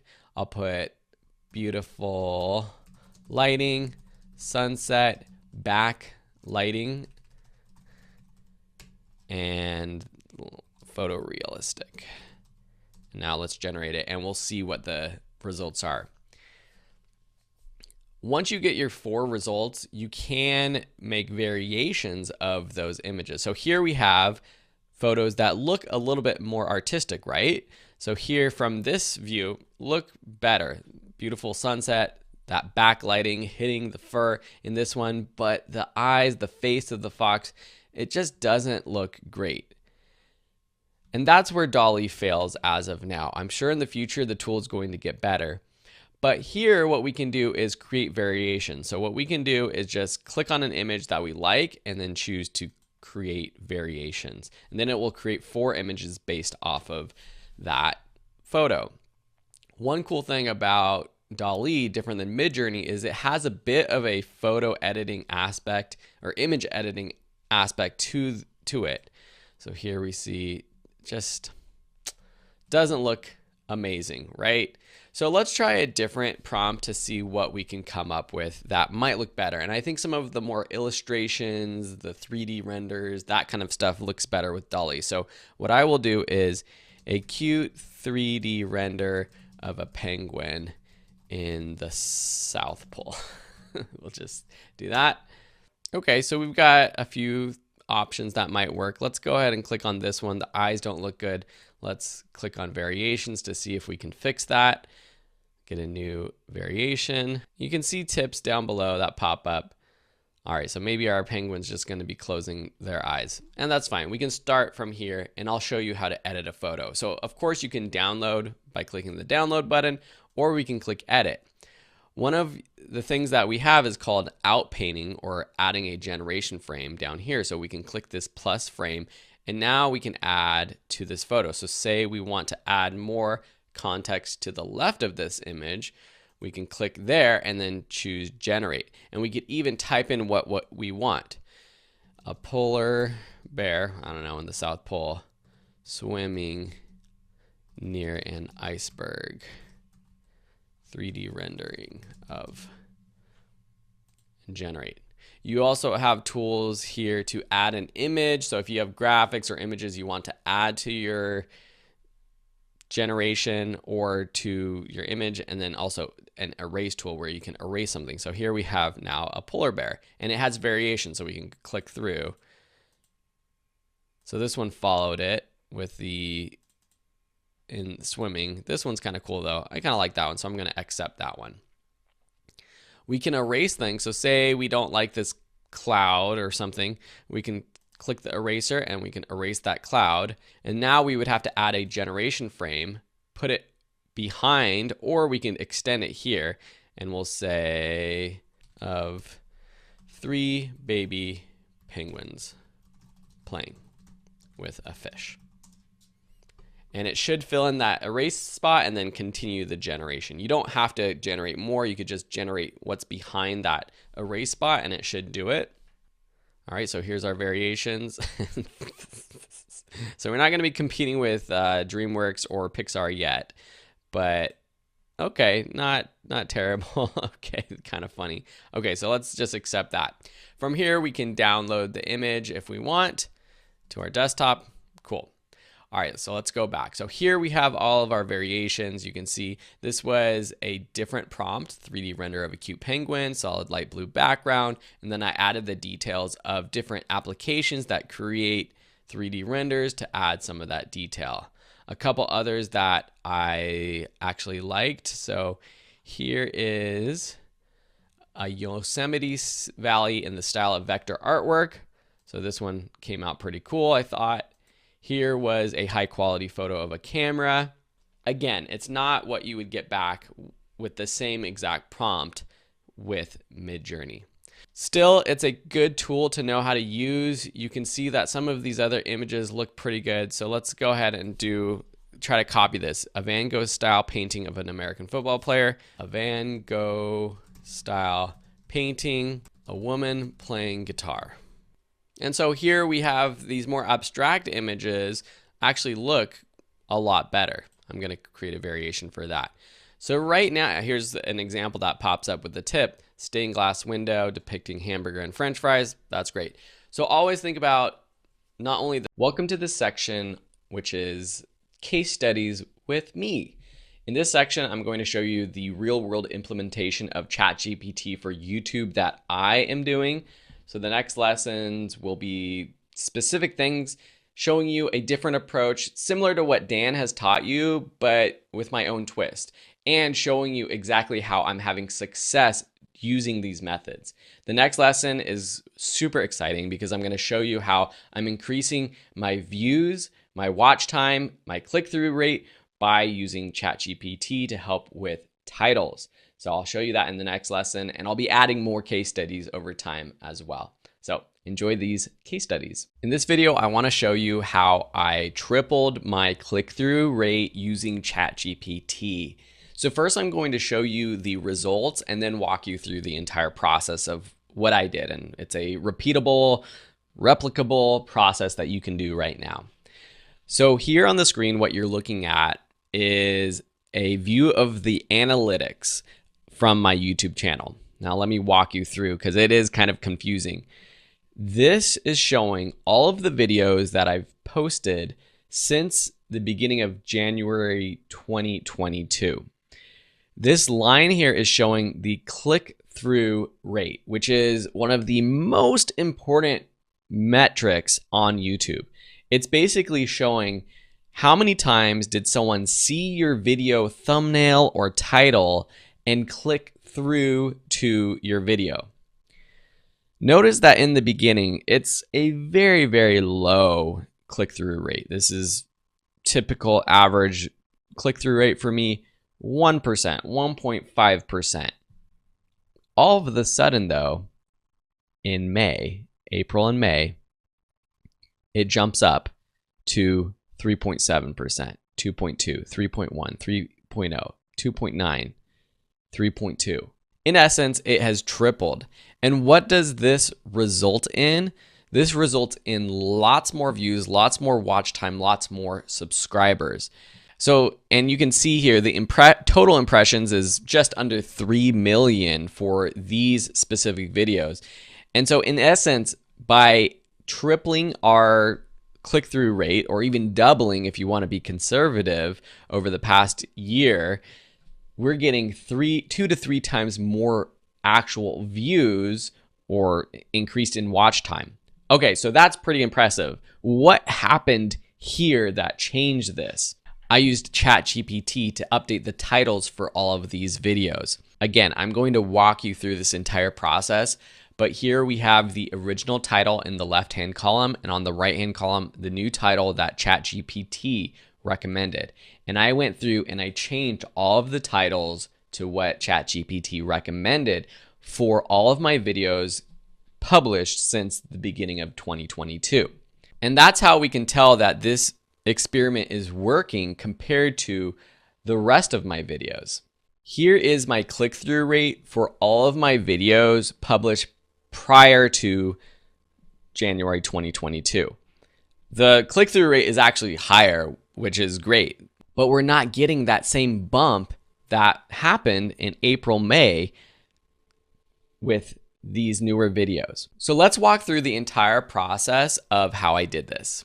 First, let me show you the prompt that I used so that if you want to just do this with one video, you can. I will show you how to get a list of all of your YouTube titles to be able to just copy and paste into ChatGPT to do it in a bulk method that I did. But the basic prompt is, you are a YouTube content creator, rewrite these titles to make them more clickable, more SEO friendly, and optimized with keywords. Each title should have one emoji. I just included that to make it more visually interesting and what I assume is more clickable. And I also included in my prompt, this is a list of YouTube titles, because I included a list of all of my YouTube titles. And I did it in a batch of, I believe, like 25 or 50 videos at one time. Actually, I have the whole list. Yeah, almost 45 in this first one. And so then it gave me this list. And then I had it repeat it for the next list and the next list, etc. And you can see that it just repeated this. I asked it to rewrite this list without the numbering and quotation marks so that I can simply copy and paste this. And I copied it and pasted that into an Excel file. And here is this Excel file or Google Sheets file. And I had a column with all of my original names on the left and then all of my new names on the right with the link. And then I just went into my YouTube Studio. And here in YouTube Studio, the easiest way to quickly edit titles in a bulk method is just to click the options button, click edit title and description, and apply, copy and paste, or just paste the new title here and apply it, rather than clicking the details page and going into the back end page and then having to change it and then back out to this page. So you can just click that 3 little ellipses dots button, click edit title and description. So that's pretty much the process. You just ask ChatGPT to write a new title and then copy and paste it. How do we do it in a bulk method? In the next lesson, I'm including this text here that you can copy and paste. This comes from a YouTuber, Soft Expert. I have to give all credit to him. He created a tutorial on how to actually get all of the YouTube titles and copy and paste them using this method that I'm going to show you now. First, you want to go to your YouTube channel and then click the videos page or the videos tab. Then right click and choose inspect. This works on Google Chrome, Edge, most browsers, but you want to inspect and you want to go down to the console. This is where you're actually going to paste that code. So this first code here, we're going to copy this. And this is in the next lesson if you want to be able to simply copy and paste this. And I'm also including a link to this tutorial as well and the resources of this lesson. Then here where there's the little text box, paste it and enter. Now what's going to happen is this is just opening basically all of these videos on our page. It's scrolling through the channel. And depending on how many videos you have as a channel, it's just going to open it up depending on how fast your internet is. While it's doing that, I'm going to copy this text here, this second code. And I could let this just continue opening, but I'm just going to paste this code to show you. So say it went to the end of your channel or not. I'm going to paste this code and then press return on my keyboard. You can see that it actually removed all the code and now it has simply the clean title and the URL for all of these videos that it opened. So now I can click in here, scroll up and copy, and then go to a new Google Sheet, to an Excel file and paste this. And it pastes two columns basically, the URL and the name. If you don't need the URL, you don't need that. I'm gonna delete this row or column. And now we have all of our old titles. And from here, we can just copy and paste a chunk of them, copy the first 20 and paste those into ChatGPT as a list that you want to change using that prompt that we talked about before, which I'll also include in the text of the next lesson so you can simply copy and paste it. So this was an experiment that I did just with videos that I released in the past year or so. I'm going to do this with the rest of my videos because doubling or tripling my views and my impression click-through rate will certainly help my YouTube channel to grow. All right, I hope you enjoyed this case study and I will see you in the next lesson. Well, we did it. We made it to the end of the class and I want to thank you from myself, from Dan. Thank you so much for being here and watching through this class. I hope this class wasn't too long or intense. The fact of the matter is that we're trying to teach you how to be more efficient and more productive as a video creator. And so this class was hopefully doing that for you. Was there anything you learned, anything that you're taking away or implementing yourself already? We would love to know. Post it to the class, post it to YouTube or Instagram or social media, tag us. We would love to hear how you are implementing AI in your own YouTube channel right now. If there was something that we didn't cover in depth enough, if there was something that you were hoping for in this class that you didn't get, please let us know. We truly care about making this a great class for students like you, and your feedback will help us make this the best class that it can be. If you haven't done so yet, please leave a review for the class. This truly is the one thing you can do to help us out, leaving a rating and a review. And with that being said, if you want to take your YouTube channel, your video production to the next level, Dan and I have a number of other courses on video production, editing, graphics, motion graphics, YouTube, the business of YouTube, and all of that you can find on our profiles. So hope to see you in another class, but until next time, have a beautiful day and good luck using ChatGPT and AI with your video creation. Bye.